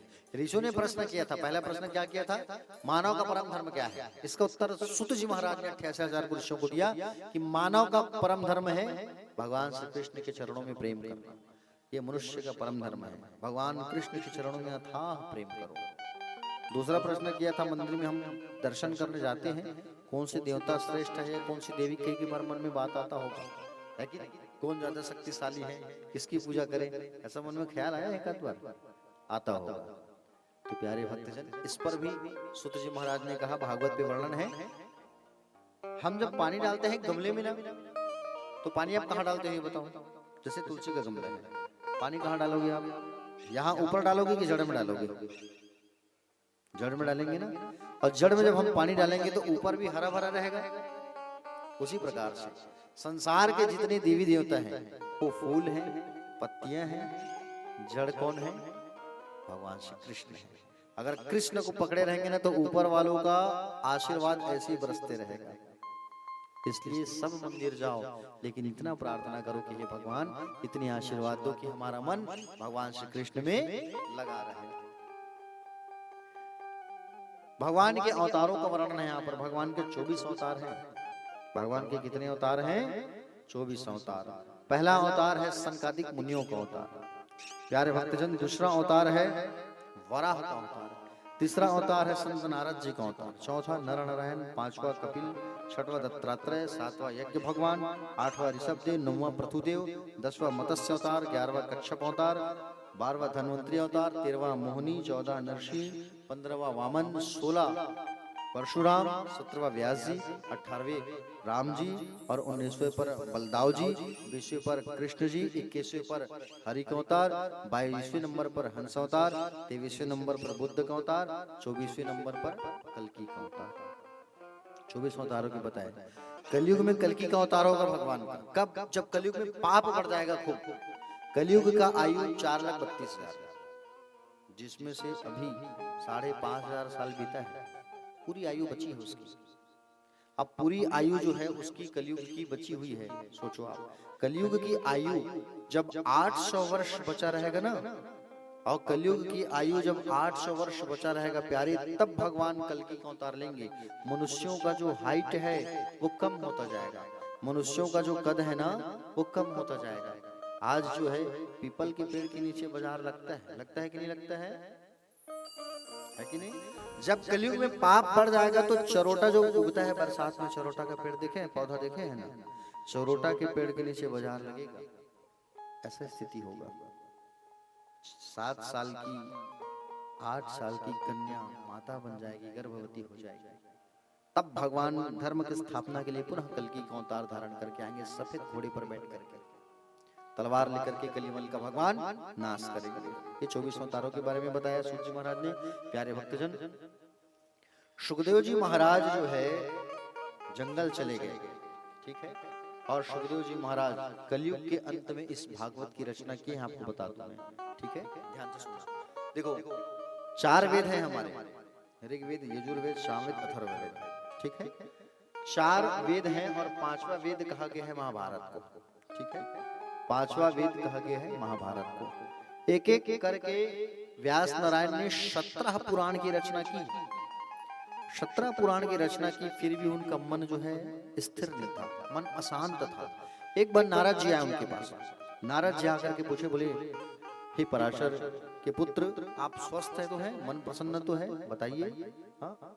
तो कहा कि बोले मेरा अभी भी अंतःकरण संतुष्ट नहीं हुआ है महाराज, मैंने 17 पुराण की मैंने रचना किया, फिर भी मेरा मन अभी भी अधूरा है। आप कोई ऐसा उपाय बताओ जिससे मेरा अंतःकरण संतुष्ट हो जाए। नारद जी ने कहा, आप 17 पुराण की रचना तो किए हो, आप 17 पुराण की तो रचना किए हो, लेकिन अभी तक आपने 17 पुराणों में भगवान श्री कृष्ण के बाल लीला का, भगवान श्री कृष्ण के यश का आपने प्रतिपादन नहीं किया। व्यास जी से कहा 17 पुराण तो लिख डाले आप, लेकिन अभी आप एक और पुराण की रचना करो, आप एक और पुराण लिखो, श्रीमद् भागवत महापुराण। व्यास जी से कहा नारद जी ने, बोले जिसपे भगवान श्री कृष्ण के बाल लीलाओं का वर्णन करो, फिर आपका अंतःकरण मन आपका संतुष्ट हो जाएगा। प्यारे भक्तजन, जो व्यक्ति जीवन भर में अगर भागवत की कथा नहीं सुनता है, जिसका कान जो है भगवान की कथा को नहीं सुनता है, समझ रहे हैं ना, जो अपने मुंह से भगवान श्री कृष्ण का नाम नहीं लेता है, तो उसे यहां पर कहा गया है बिट बराह कहा गया है, मतलब सुअर, जो जीवन भर खाने का कार्य करता है, ना ही भगवान का नाम उच्चारण करता है, जो जीवन भर अहंकार से सिर उठा के चलता है, उसे ऊंट कहा गया है। जो अपने कानों से भगवान की कीर्ति का, यश का गुणगान नहीं करते, उसे बॉम्बी कहा गया है, भीमभोरा, समझ रहे हैं ना। इसलिए अपने कानों से भगवान का नाम लेना चाहिए, मुख से भगवान का नाम उच्चारण करना चाहिए प्यारे। ये हाथ, ये मुंह, ये कान हमें इसीलिए तो मिला है, भगवान का गुणगान करने के लिए, भगवान का यश का गुणगान करने के लिए, कीर्तन करने के लिए, संकीर्तन करने के लिए। नारद जी ने कहा व्यास जी से, आप 18वां पुराण भागवत की रचना करो। अब भागवत की जब आप रचना करोगे तो आपके जीवन में संतुष्टि आएगी, आपका अंतःकरण संतुष्ट हो जाएगा, इसलिए आप भागवत की रचना करो। अब भागवत की रचना करोगे तो आपका जीवन धन्य हो जाएगा। नारद जी ने यहाँ पर अपने पूर्व जन्म का चरित्र बताया, पूर्व जन्म की कथा बताई। मैं दासी का बेटा था, पहले मैं नारद नहीं था, लेकिन मैंने जीवन भर भगवान का माला जप किया, कीर्तन गुणगान किया, दूसरा जन्म मेरा नारद का हुआ। स्वयं भगवान ने मुझे वीणा प्रदान किया, तो वीणा बजा करके मेरी गुणों का, मेरी कथा का बोले रसास्वादन कराओ आप। प्यारे भक्तजन, पूर्व जन्म की बात बताई। नारद जी व्यास जी को बता करके चले गए कि आप भागवत की रचना करो, और भागवत की रचना करो ऐसा कहा करके जब चले गए व्यास नारायण भगवान को कह करके, तब व्यास नारायण भगवान अब भागवत की रचना करना है। 4 श्लोक में, कितने श्लोक में? 4 श्लोक में नारद जी जो है व्यास जी को भागवत की कथा बता के चले गए। 4 श्लोक बोले तो चतुश्लोकी, 4 श्लोक बोले तो चतुश्लोकी भागवत का ज्ञान बता के चले गए। किसको बता के चले गए? व्यास जी को। कौन बता के चले गए? नारद जी। और 4 श्लोक को 18,000 श्लोक में रूपांतरित कर दिए। कौन? व्यास नारायण भगवान ने। और भागवत को लिखना है, कैसे लिखा जाए? तो व्यास जी महाराज ने क्या किया? व्यास जी महाराज ने सबसे पहले गणेश जी भगवान का आवाहन किया, और गणेश जी भगवान का आवाहन किया। गणेश जी आए, कहा बोले आपको भागवत लिखना है। बोले ठीक है, लेकिन एक शर्त है महाराज। बोले क्या शर्त? एक शर्त ऐसा है कि बोले आपको लगातार बोलना होगा। गणेश जी ने शर्त लिखा। भागवत को लिखा किसने है? गणेश जी ने। शर्त रखा कि बोले आपको लगातार बोलना पड़ेगा, और अगर आप कहीं रुक गए, और कहीं अगर आप रुक गए तो मैं छोड़ के चल दूंगा, नहीं लिखूंगा भागवत। अब सोचो आप, लगातार बोलना होगा और लगातार बोलना होगा। व्यास जी ने कहा बोले ठीक है मैं लगातार बोलूंगा, आप लिखना तो चालू करो। तो गणेश जी महाराज ने अपने टूटे हुए दांत से लिखना चालू किया, टूटे हुए दांत से लिखना चालू किया भागवत को। और व्यास जी महाराज बोलते गए, गणेश जी लिखते गए, लिखते गए, लिखते गए, लिखते गए, लिखते गए, लिखते गए। अब व्यास जी को नहाने जाना है, क्या करें? अब गणेश जी तो शर्त रख दी है ना, लगातार बोलना है, क्या किया जाए? अब छोड़ के चल दूंगा, रुक जाऊंगा तो वो छोड़ के भाग जाएंगे, गड़बड़ हो जाएगा। तो व्यास जी क्या करते थे? उनको नहाने जाना है ना, तो संस्कृत के बड़े बड़े श्लोक को पेश कर देते थे, संस्कृत के बड़े बड़े श्लोक को बोल देते थे। तो गणेश जी को सोचने में समय लग जाता था, ये क्या बोले हैं? गणेश जी को समय लग जाता था, क्या बोले व्यास जी? उतने में दौड़ के जाके डुबकी लगा के आते थे, तब बताते थे मैंने आपको ये कहा। फिर लेखन कार्य आगे बढ़ता था। ऐसे ऐसे लेखन कार्य पूर्ण हुआ। 18,000 श्लोक गणेश जी ने लिखा। व्यास जी बोलते गए, गणेश जी लिखते गए। कहाँ? सरस्वती नदी के तट पर, ठीक है, बद्री आश्रम। और सुंदर भागवत का लेखन कार्य पूर्ण हो गया। भागवत का लेखन कार्य जब पूर्ण हुआ तो युगल किशोर, युगल सरकार भगवान आके दर्शन दिए व्यास जी को। राधा रानी और श्री कृष्ण दोनों आके दर्शन दिए व्यास जी को। काले काले जो मोटे अक्षर हैं वो गोपियां हैं भागवत में, ठीक है। पीछे का जो सफेद पन्ना है वो स्वयं राधा रानी है, ठीक है। काले काले जो मोटे अक्षर वो क्या है? गोपियां। पीछे का सफेद पन्ना राधा रानी, और संपूर्ण भागवत श्री कृष्ण है प्यारे, जिसको आज हम सुन रहे हैं। प्यारे भक्तजन, सुनाने वाले कौन? सुखदेव भगवान। अच्छा एक बात बताओ, सुखदेव भगवान तो जंगल चले गए, है कि नहीं?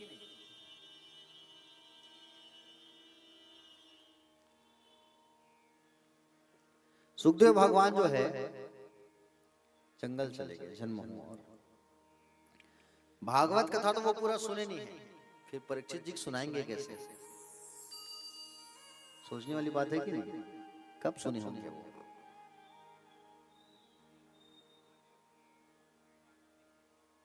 उस समय भी आधा ही सुने थे। प्यारे भक्तजन, व्यास नारायण महाराज ने विचार किया, भागवत तो मैंने पूर्ण कर दिया, रचना कर दिया, सुनाने वाला आ गया, लेकिन सुना अधूरा है वो। तब व्यास जी महाराज क्या करते थे? भागवत के आधे आधे श्लोकों को अपने शिष्यों को, अन्य शिष्यों को रटवाया करते थे। अन्य शिष्यों को थोड़े थोड़े श्लोकों को रट्टू तोता जैसे रटवा के गाय चराने भेजते थे जंगल।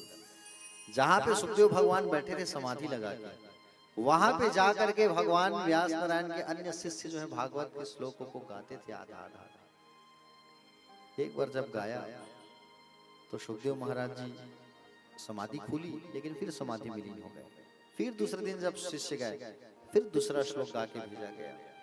और जैसे दूसरा श्लोक जब गा करके भेजा गया इनको शिष्यों को, जब उस श्लोक को इन्होंने सुना, जब इस श्लोक को उन्होंने सुना तो इनका मन बड़ा गदगद हो गया। हाँ? मन इनका गदगद हो गया प्यारे, कि बोले भगवान। हाँ? कौन सा श्लोक था? अहो वकीयम स्तन कालकोटम जिन्हासया पायदाप्य साध्वी लेभे गतिम धातृचिता ततो अन्यम कमवादयालोम शरणं व्रजेम। इसका अर्थ है, देखो ना उस पूतना को जो भगवान को मारने आई थी, अपने स्तनों पर विष भर करके जो आई थी, उस पूतना राक्षसी को भी भगवान ने मां की गति प्रदान करा दिया। इस श्लोक का ये अर्थ है। जब इस श्लोक को गाए शिष्यगण वहां, और जब इस शिष्यगण इस श्लोक को जब गाए तो सुखदेव भगवान की समाधि खुल गई। दौड़े दौड़े शिष्यों पास आए, भैया आगे की कथा भी सुनाओ ना, आगे की श्लोक भी सुनाओ, मुझे भागवत की सुनना है। शिष्यों ने कहा, हमको हमारे गुरुदेव ने इतना ही सुनाया है, आगे सुनना है तो गुरु जी पास जाना होगा। तब सुखदेव जी जंगल से वापस आए और पिता के पास बैठ करके पूरी भागवत की कथा को सुना है। अब पूरी भागवत की कथा को सुने हैं, फिर वापस जंगल चले गए। ठीक है, पूरी कथा को सुन के वापस जंगल चले गए सुखदेव जी महाराज। पिता के पास नहीं रुके। अब सुनाने वाले की कथा तो आपने सुना, जो सुनने वाला है, आइए उनके जन्म की कथा पर चर्चा करते हैं। बोले बांके बिहारी लाल की। प्यारे भक्तजन, महाभारत का युद्ध, महाभारत का जो युद्ध है वो पूर्ण हुआ। और महाभारत का युद्ध जब पूर्ण हुआ ना, ध्यान से सुनना, महाभारत का युद्ध जब पूर्ण हुआ प्यारे भक्तजन, तो सारे के सारे कौरव उसमें मारे गए थे। जीत किसकी हुई थी उस महाभारत के युद्ध में? पांडवों की जीत हुई थी। सारे के सारे कौरव मारे गए थे, केवल एक कौरव जो है अधमरा पड़ा हुआ था वहां। कौन? दुर्योधन। भीम भैया जो है दुर्योधन को मारे, दुर्योधन के जंघा को तोड़ के उनको अधमरा करके छोड़ दिए थे। हाँ, दुर्योधन अधमरा पड़ा था। उनका मित्र अश्वत्थामा, गुरु द्रोणाचार्य का बेटा, आया उनके पास और दुर्योधन की स्थिति को देख करके कहा, क्या कहा कि बोले मित्र, तुम्हारी ये दशा जिसने किया है मैं उसे नहीं छोड़ूंगा। और ये चला गया कहां? अश्वत्थामा जो है, पांडवों का सिर काट के लाऊंगा मैं तुम्हारे पास, ऐसा कहा करके पांडवों का सिर काटने के लिए चला गया तलवार लेकर के अश्वत्थामा। लेकिन उस समय पांडवों को उठा के भगवान गंगा स्नान कराने ले गए। पांडव वहां नहीं थे, अपितु पांडव के जो बेटे थे, पांडव के जो पुत्र थे, वो टू कॉपी पांडवों के जैसे दिखते थे। अर्जुन के जैसे, युधिष्ठिर के युधिष्ठिर, भीम का बेटा भीम के जैसे, हट्टा कट्टा सब पांचों बेटा सोए थे वहां। अश्वत्थामा आया तलवार लेकर के, अश्वत्थामा आया तलवार लेकर के और उन पांचों बच्चों के सिर को काट दिया और बच्चों की मुंडी को काट करके चला गया। दुर्योधन दूर से देखा, दूर से देख करके जान गया ये पांडव की मुंडी नहीं, ये पांडव के बच्चों की मुंडी है, ये पांडवों का सिर नहीं है, ये पांडवों के बच्चों का सिर है। अरे मित्र, तुमने क्या कर दिया?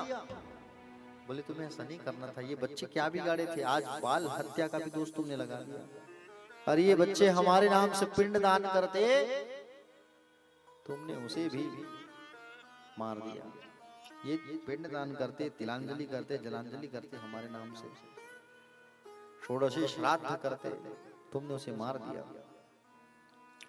उसी समय दुर्योधन मर गया। पांडव वापस आए और पांडव जब वापस आए ना, तब देखा कि बच्चों की लाश पड़ी है।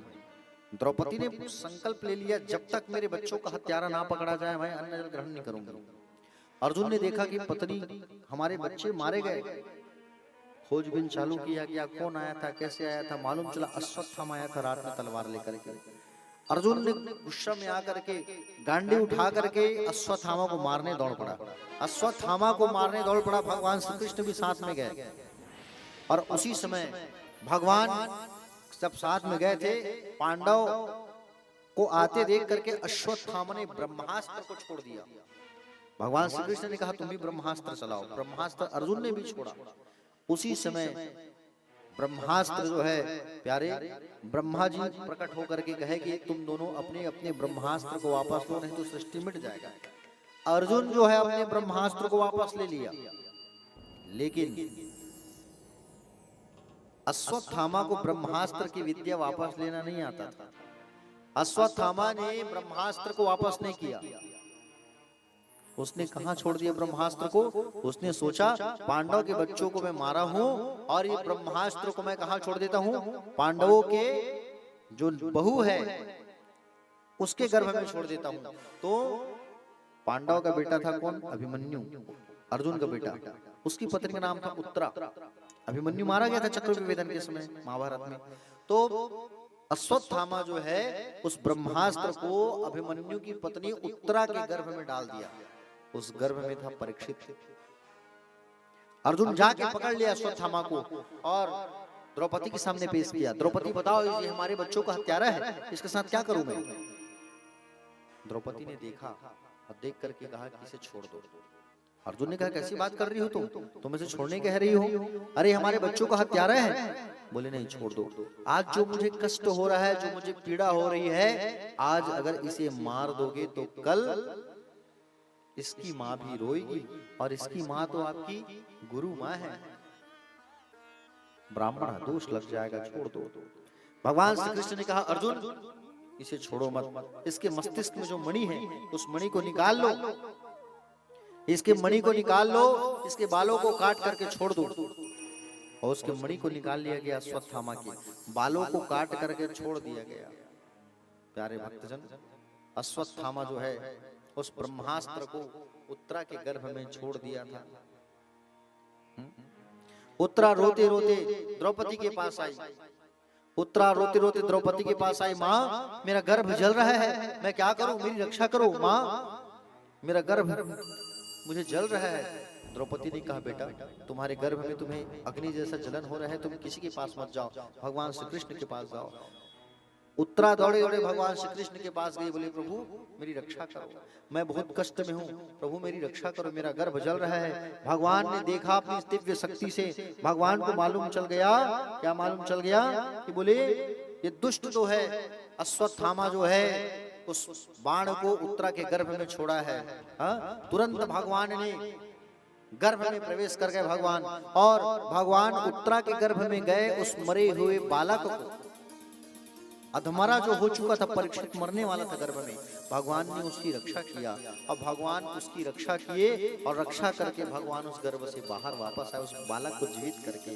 भगवान बाहर आते ही अश्वत्थामा को श्राप दे दिया, दुष्ट तुमने एक गर्भवती के गर्भ में तुमने ब्रह्मास्त्र का प्रयोग किया, उसके गर्भ को नष्ट करने के लिए तुमने घिनौना पाप किया है, तुमने एक नारी का अपमान किया है, नारी को मारना चाहा। जा मैं तुझे श्राप देता हूँ, जो भारत का भविष्य है, उस भारत के भविष्य को तुम मारना चाहते थे, मैं तुम्हें श्राप देता हूँ जा कि तू मृत्यु के लिए तड़पेगा।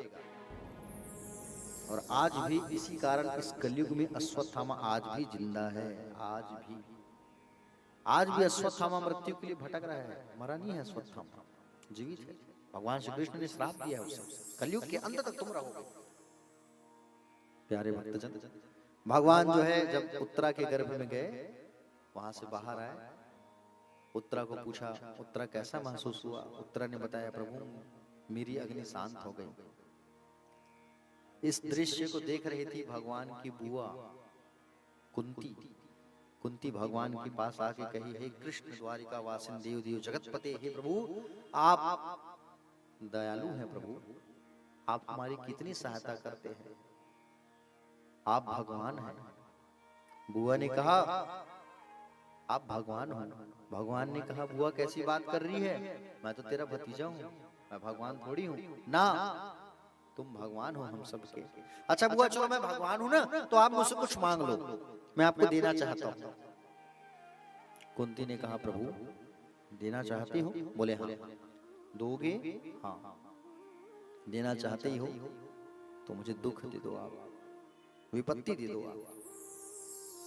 बुआ कैसी बात कर रही हो तुम, दुख मांग रही हो मुझसे, तुम विपत्ति मांग रही हो, भला कोई दुख मांगता है क्या? बोले नहीं, मुझे दुख दे दो आप, मुझे दुख चाहिए। क्यों बुआ दुख क्यों मांग रही हो तुम? प्रभु जब सुख रहता है ना मनुष्य के पास, तो भगवान को भूल जाता है वो, और दुख रहता है ना मनुष्य के पास, तो बार बार ये मन भगवान के चरणों की ओर भागता है। दुख रहता है ना, तो मनुष्य आपको याद करता है। आप मनुष्य के साथ रहते हो, एक दुखी व्यक्ति के साथ आप साथ रहते हो हमेशा। और अगर मेरे पास दुख रहेगा ना प्रभु, तो आप मेरे साथ रहोगे, मुझे छोड़ोगे नहीं आप, इसलिए मुझे दुख दे दो, आप विपत्ति दे दो। भगवान ने कहा बुआ तुम कितनी धन्य हो जो तुम दुख मांग रही हो। प्यारे, दुख जब मनुष्य के जीवन में आए, जब हमारे जीवन में दुख आए, तो कभी घबराना मत, कभी सोचना मत, भगवान हमें दुख दे रहे हैं। हमसे भी ज्यादा दुखी हैं संसार में, हमसे भी ज्यादा कष्ट में हैं लोग। देखो उनको जिनके पास घर नहीं है प्यारे, हमारे पास तो छत है रहने के लिए। ठंड के दिनों में ना, ठंड के दिनों में आज भी देखो लोग जो है एक कंबल ओढ़ करके बाहर फुटपाथ पे जीवन बिताते हैं। जी, अभी वृंदावन में कथा हुई थी मेरी, 15 तारीख को आया हूं मैं वृंदावन से कथा करके। रात में हम लोग गिरिराज की परिक्रमा की, गोवर्धन जी की परिक्रमा करते करते देखे कि एक एक कंबल को ओढ़े ओढ़े व्यक्ति परिक्रमा मार्ग के किनारे सोए सोए हैं। बताइए कितना कष्ट है। आज ठंड के दिन में हम अपने घर पे चले जाते हैं, बरसात के दिन में अपने घर में चले जाते हैं, वो लोग कहाँ जाते हैं? इसलिए कभी मत घबराना प्यारे कि हम बहुत दुखी हैं, भगवान हमें बहुत दुख देता है, मत घबराओ। अगर दुख आ रहा है ना, तुम सबसे बड़े सौभाग्यशाली हो। दुख आ रहा है तो दीन दयालु भगवान, दुख हरता भगवान, जो दुखियों का साथी है, वो हमेशा तुम्हारे साथ रह रहा है। और क्या बड़ी बात है, इससे बड़ी बात, अगर हम दुखी है ना, तो हमारे साथ ये बांसुरी वाला है। अगर हम दुखी हैं तो हमारे साथ बांसुरी वाला 24 घंटे है। तो कौन सुखी हुआ बताओ? चाहो जिनके पास सुख है वो व्यक्ति अच्छा है कि जिनके पास दुख है वो व्यक्ति सुखी है? बोलो। जिनके पास दुख है वो सुखी है, हुआ कि नहीं हुआ? दुख जब रहता है ना, तो हम भगवान को याद करते हैं प्यारे। इसलिए भगवान से दुख ही मांगो, सुख मत मांगो। दुख रहता है ना, तो भगवान हर पल कम से कम भगवान को याद करता है मनुष्य जो है। हाँ? दुख जब आए तो मत घबराना प्यारे। हाँ। क्यों घबराऊं मैं, मेरा तो श्याम से नाता है। क्यों घबराऊं मैं, मेरा तो श्याम से नाता है। क्यों घबराऊं मैं, मेरा तो श्याम से नाता है। क्यों घबराऊं मैं, मेरा तो श्याम से नाता है। क्यों घबराऊं मैं, मेरा तो श्याम से नाता है। मेरी ये जीवन गाड़ी, मेरी ये जीवन गाड़ी श्याम चलाता है। क्यों घबराऊं मैं, मेरा तो श्याम से नाता है। क्यों घबराऊं मेरा तो श्याम से नाता है।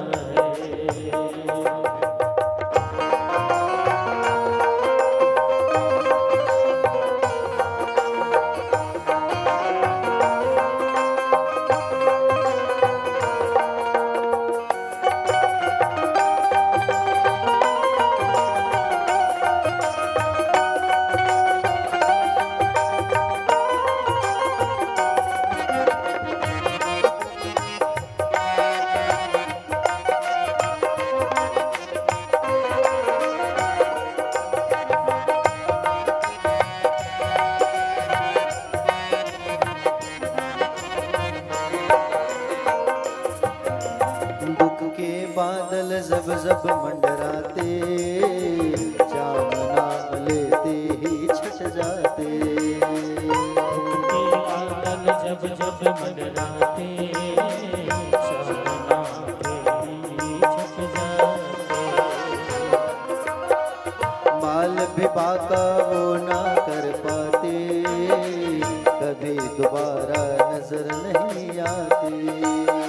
बाल न बांका मुना कर पाते, कभी दोबारा नजर नहीं आते। संकट आने से पहले, संकट आने से पहले, संकट आने से पहले संकट आने से पहले श्याम आता है, क्यों घबराऊं मैं। मेरा तो श्याम से नाता है, क्यों घबराऊं मैं। मेरा तो श्याम से नाता है।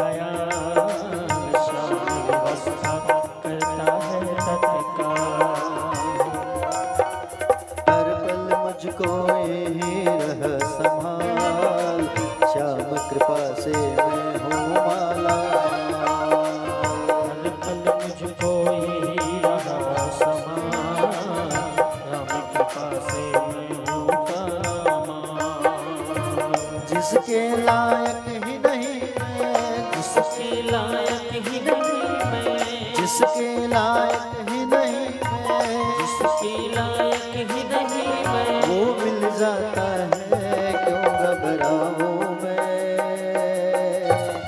मेरा तो शाम से नाता है क्यों घबराऊं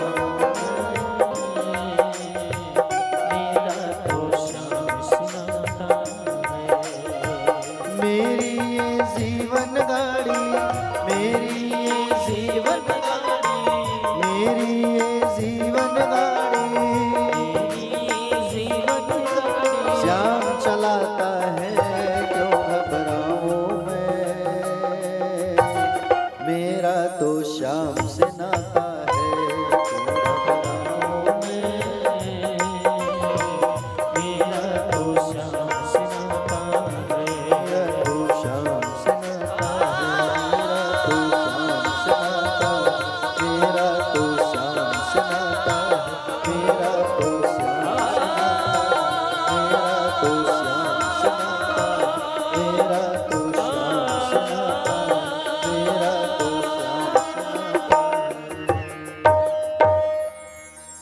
क्यों घबराऊं मैं,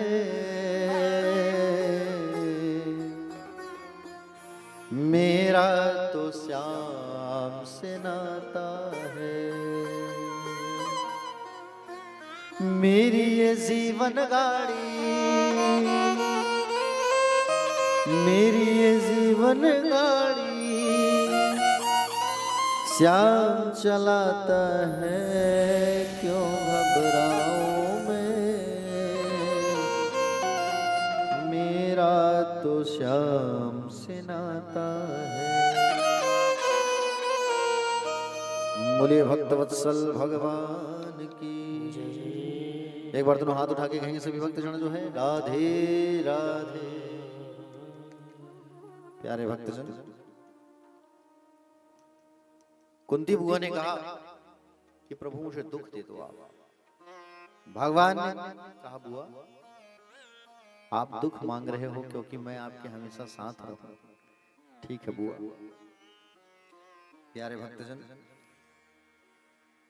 भगवान द्वारिका जाने लगे और द्वारिका जब जाने लगे ना तो भगवान को याद आया, अरे मैं तो अभी एक भक्त को वादा किया हूं कि दर्शन देने आऊंगा।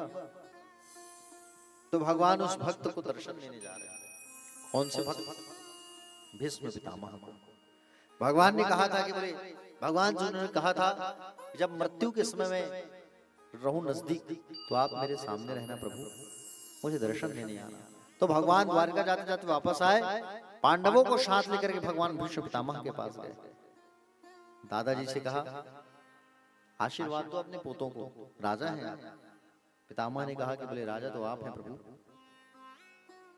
या तो आपका बड़प्पन है, आप इनको राजा कह रहे हो। दादाजी ने पांडवों को उपदेश दिया, बोले बेटा तुम राजा हो, खूब कमाओ धन, लेकिन धन का 10वां भाग दान करना ना भूलना, प्रजा को कभी दुखी मत रखना। भगवान सुंदर दर्शन दिए पितामह को। वापस भगवान ने कहा द्वारिका। कुछ समय बाद उत्तरा के गर्भ से वही बालक ने जन्म लिया। कौन जन्म लिया? उत्तरा के गर्भ से बालक का जन्म हुआ, परीक्षित जी का। उत्तरा के गर्भ से परीक्षित जी का जन्म हुआ। जन्म लेते ही उठ के बैठ गया। इधर उधर देख रहा है, वो गर्भ में जो गया था वो कहाँ है? जो गर्भ में गया था मुझे दर्शन देने, वो कहाँ है? लोग दर्शन करने आए। भगवान श्री कृष्ण को जब ये बात मालूम चला कि मेरा नाती आया है, भगवान का नाती होगा रिश्ते में। कैसे? भगवान की बहन कौन? सुभद्रा। सुभद्रा का बेटा कौन? अभिमन्यु। भगवान का भांजा हुआ, वो हुआ कि नहीं हुआ? भांजा का बेटा नाती होगा कि नहीं होगा? तो भगवान बड़े प्रसन्न हो गए। भगवान प्रसन्न हो गए और भगवान प्रसन्न होकर के कहे कि मेरा नाती आया है। ऐसा कहा करके स्वयं भगवान मधुसूदन द्वारिका से वापस आए उस बालक को दर्शन देने। परीक्षित को दर्शन देने आए भगवान। और परीक्षित को सुंदर दर्शन देने आए। और परीक्षित को जब दर्शन देने आए प्यारे भक्तजन, भगवान आए और उस बालक को अपने हाथ पर रखे और हाथ पर रख करके भगवान जो है सिर पे उसके हाथ घुमाए और नाम रख दिया परीक्षित। क्या नाम रख दिया? परीक्षित। तुम्हारा एक नाम विष्णु रात भी होगा। सुंदर आशीर्वाद दिया भगवान ने उस बालक को, परीक्षित को। आशीर्वाद देकर के भगवान वापस द्वारिका गए। जब वापस द्वारिका गए भगवान, तब अर्जुन जो है भगवान श्री कृष्ण को छोड़ने द्वारिका गए। उसी समय भगवान अपनी आयु पूर्ण करके, समय पूर्ण करके गोलोक धाम गए अर्जुन के सामने। अर्जुन जब वापस आया वहां से तो किसी से बात नहीं करता था। बड़े भैया ने पूछा, अर्जुन जब से तुम द्वारिकाधीश को छोड़ के आए हो द्वारिका, तुम चुप रहते हो भैया, क्या बात है बताओ। अर्जुन ने कहा, प्रभु जो हमारे साथ रहते थे, दीन दयालु, हमारे गुरु, हमारे आराध्य, हमारे रक्षक, हमारे पालनहार, वो हम सबको छोड़ के चले गए। इस बात को सुनी कुंती बुआ धड़ाम से गिरी और प्राण त्याग दी। युधिष्ठिर ने कहा, अरे मूर्ख, इतनी बड़ी बात तुम छुपा के रखे।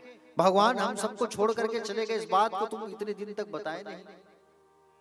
अब हम यहाँ रह के क्या करेंगे जब हमारे प्राणनाथ ही नहीं रहे।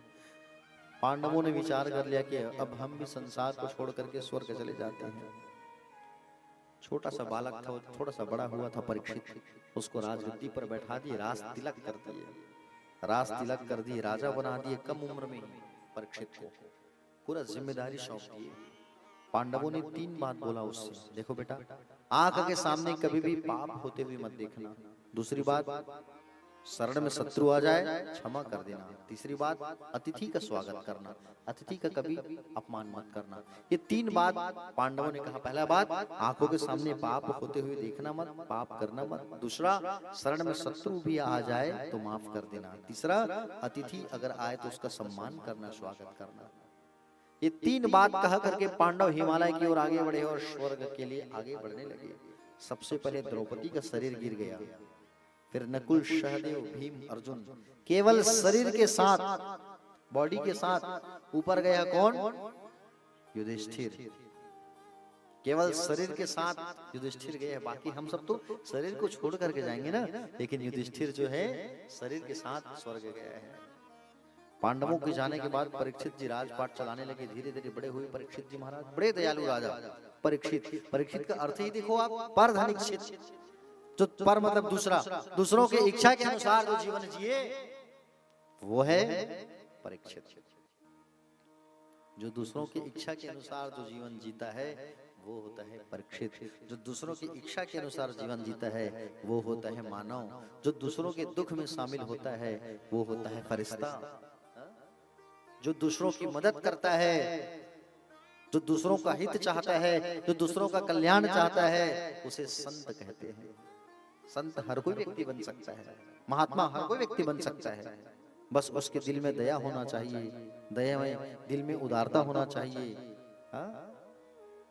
मदद करने की उसके अंदर भावना होना चाहिए, दान करने की भावना होना चाहिए, सहयोग करने की अभिलाषा होना चाहिए। वो महात्मा बन सकता है प्यारे। परीक्षित राजपाट चलाने लगे। ऐसा सुंदर राजपाट चलाते थे कि कोई अपने घरों में ताला नहीं मारते थे उस समय। इतना सुंदर शासन प्रशासन चलता था परीक्षित के समय कि गौ माता के थन से अपने आप दूध निकलता था, दुहने की जरूरत नहीं पड़ता था। सोचो आप, परीक्षित जी महाराज अपने रूप को बदल के कपड़ा बांध बांध करके संतों के आश्रम में जाते थे और झाड़ू लगाते थे, संतों की सेवा करते थे। जब कोई दीन दुखिया उनके पास जाता था ना, रोते तो उनकी मदद करता था। जब कोई गरीब जाता था परीक्षित के पास, बोले मुझे मेरी बेटी के विवाह करना है, तो बेटी की शादी के लिए बहुत सारा धन दे देते थे, पैसा दे देते थे। वो था दानवीर राजा परीक्षित। इरावती नाम की कन्या से इनकी शादी हुई। 4 पुत्र हुए परीक्षित जी का। भविष्य में बड़े पुत्र का नाम हुआ जन्मेजय। परीक्षित जी महाराज का सुंदर कार्यकाल चल रहा था। 50 वर्ष की अवधि पूर्ण हुई। विचार किया कि अब सत्संग करूं, मैं ऊपर जाने का रास्ता तैयार करूंगा। प्यारे भक्तजन, ऐसा विचार किया। अब परीक्षित जी महाराज सुंदर विचार विमर्श किए और विचार करके अपने खजाने वाले कक्ष में गए। पुराना संदूक रखा था, एक पेटी, ध्यान से सुनना, पेटी रखा था। उसको खोला तो वहां पर एक सोने का मुकुट था। सोने के मुकुट को परीक्षित पहन लिया। दिग्विजय करने गया, शिकार करने जब गया तब वहां क्या देखा? एक काला काला व्यक्ति, काला पुरुष दंड पास लिया है और गौ माता को मार रहा है कोड़े से। बैल है, उस बैल के 3 पैर को काट दिया है। परीक्षित ने देखा मेरे शासन काल में ऐसा गलत कार्य, पाप हो रहा है, अब मैं देखूं क्यों? पांडवों ने कहा था ना 3 बात, पाप होने से रोकना, पाप देखना मत। परीक्षित तलवार लेकर के दौड़ गया। मेरे शासन काल में ऐसा दुष्टता कौन कर रहा है? तलवार लेकर के जब दौड़ा तो कलयुग जो है चरणों में गिर गया।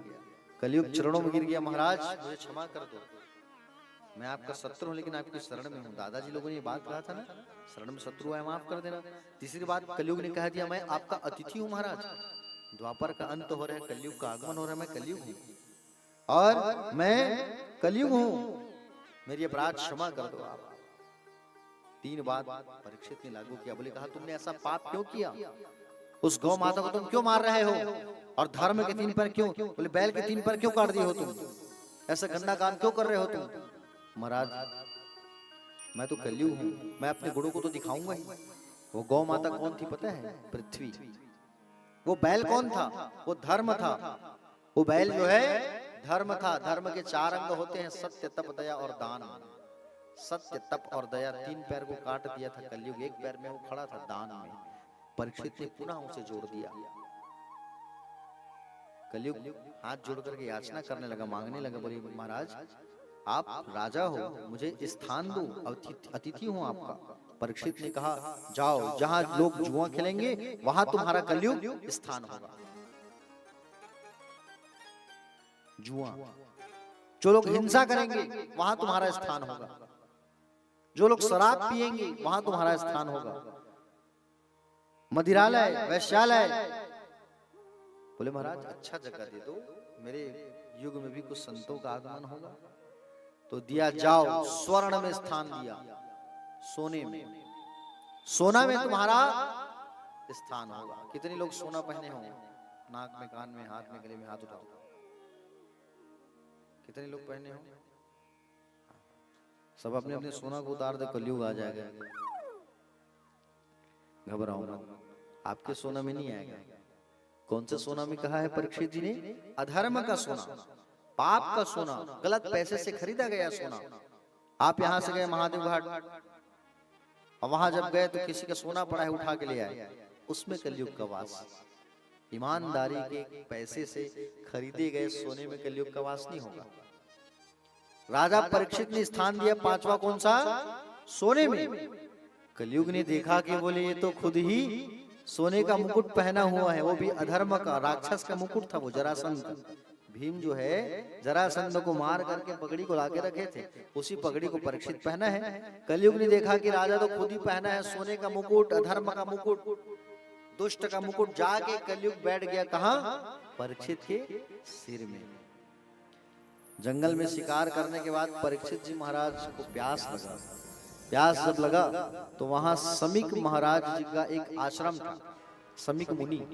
समीक मुनि के आश्रम में गए, पानी मांगने लगे, पानी दे दो, पानी दे दो, पानी दे दो। समीक महाराज तो तपस्या में थे ना, साधना में थे, नहीं उठे।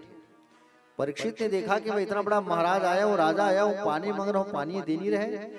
बाजू में एक मरा हुआ सांप पड़ा था, उठाया और मरे हुए सांप को माला बना करके समीक महाराज के गले में डाल दिया। संत का अपमान, ब्राह्मण का अपमान किसने किया? परीक्षित ने। अपमान करके वहां से चला गया। इस दृश्य को बताया किसने? इस दृश्य को जा करके किसको बता दिया? श्रृंगी ऋषि को। श्रृंगी कौन है? समीक महात्मा के पुत्र हैं। श्रृंगी को जाके बताया परीक्षित जी ने आपके पिता के गले में मरे हुए सांप को डाला है। श्रृंगी जी ने जल उठाया और जल उठा करके श्राप दे दिया, जा रे राजा परीक्षित, तूने मेरे पिता का अपमान किया है, जा, उसी सांपों का राजा तक्षक आएगा और ठीक आज से 7वें दिन में तुझे डस लेगा। 7वें दिन में उसके डसने से तेरी मृत्यु हो जाएगी, तू मर जाएगा। श्राप दे दिया श्रृंगी ने राजा परीक्षित को। श्रृंगी ऋषि दौड़े दौड़े पिता के पास आए। पिता के पास आए और पिता के पास आकर के सांप को निकाला, पिता के चरणों को पकड़ के बैठ के रोने लगे महाराज। पिताजी का नेत्र खुल गया, क्या हुआ बेटा, क्यों रो रहे हो? बोले पिताजी आपके गले में मरे हुए सांप को डाला था परीक्षित ने, इस सांप को देखो आप।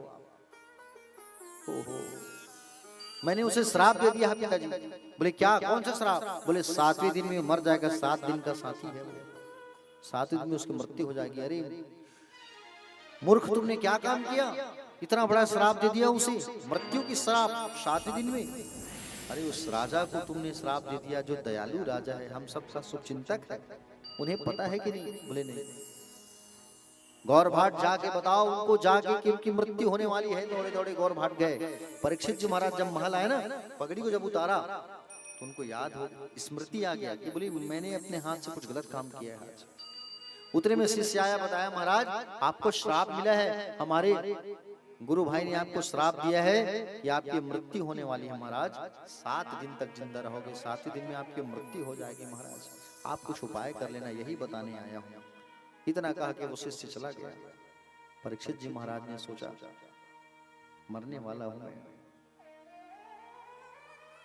परीक्षित जी ने सोचा क्या उपाय करूं मैं, मुझसे कितना बड़ा गलत काम हो गया। परीक्षित जी रोने लगे, आंसू निकलने लगा कि आज इतने बड़े संत का मैंने अपमान कर दिया। बड़े बेटे को बुलाया जन्मेजय को राज तिलक कर दिया, राजगद्दी में बैठा दिया और स्वयं महाराज परीक्षित जो है वनवासी वेशभूषा धारण कर लिए और वनवासी वेशभूषा धारण करके पुत्र को राजा बना करके गंगा नदी के किनारे चले आए। 25,000 संत वहां बैठ गए। सबको मालूम चला राजा मरने वाला है, सब चले आए, दौड़े दौड़े दौड़े दौड़े सब चले आए। राजा की मृत्यु होने वाली है, मृत्यु होने वाली है। सब लोग आए, परीक्षित के सामने बैठे हैं। परीक्षित जी महाराज वनवासी वेशभूषा में गंगा मैया के किनारे बैठे हैं, हाथ जोड़ करके, हे भगवान, गर्भ में आकर के मेरी आपने रक्षा की थी, हे प्रभु आओ और आकर के मुझे फिर से एक बार दर्शन दे दो, गुरु बन करके आ जाओ और मुझे मुक्ति का मार्ग दिखा जाओ। 7 दिन बची है मेरे पास, आप आओ। हाथ जोड़ करके परीक्षित जी बैठे हैं। नारद जी जाकर के जगाए समाधि से किनको? सुखदेव जी को। जंगल में थे सुखदेव जी। अब आपका समय आ गया है, आप जाइए, परीक्षित जी को कथा रुसपान कराइए। पृथ्वी पर स्वेच्छा से भ्रमण करते हुए भगवान सुखदेव जी महाराज गंगा नदी के किनारे चले आए। सब लोग खड़े होकर प्रणाम किए। सुखदेव जी के पिता दादा सब थे वहां, सबने उनको प्रणाम किया। क्यों? मैंने कहा था ना, ज्ञानी की पूजा होती है। सब लोग प्रणाम किए। परीक्षित से कहा सुखदेव जी ने, परीक्षित उठो। परीक्षित जी आंख खोले तो क्या देखा? ऐसा लग रहा है साक्षात शिव जी आ गए हैं। दंडवत प्रणाम किया, परिक्रमा किया, पूजा किया, सुंदर आसन पर बैठाया। किनको? भगवान सुखदेव जी को। सुखदेव जी महाराज ने राजा परीक्षित से कहा, राजन चिंता ना करो, अरे तेरे पास तो 7 दिन है, मूर्ख रोता क्यों है तू?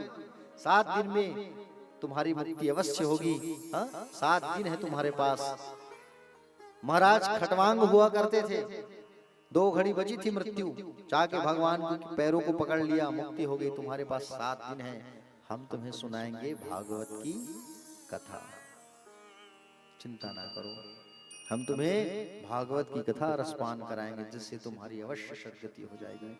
अब यहाँ से प्रारंभ हुआ भागवत की कथा, ठीक है। यहाँ से भगवान श्री सुखदेव जी महाराज कथा सुनाना चालू कर रहे हैं राजा परीक्षित जी को। कथा समझ में आया कि नहीं आया? कहीं कोई कमी, कोई समझ ना आया तो पूछ सकते हो। तो अब प्रारंभ हुआ भागवत की कथा।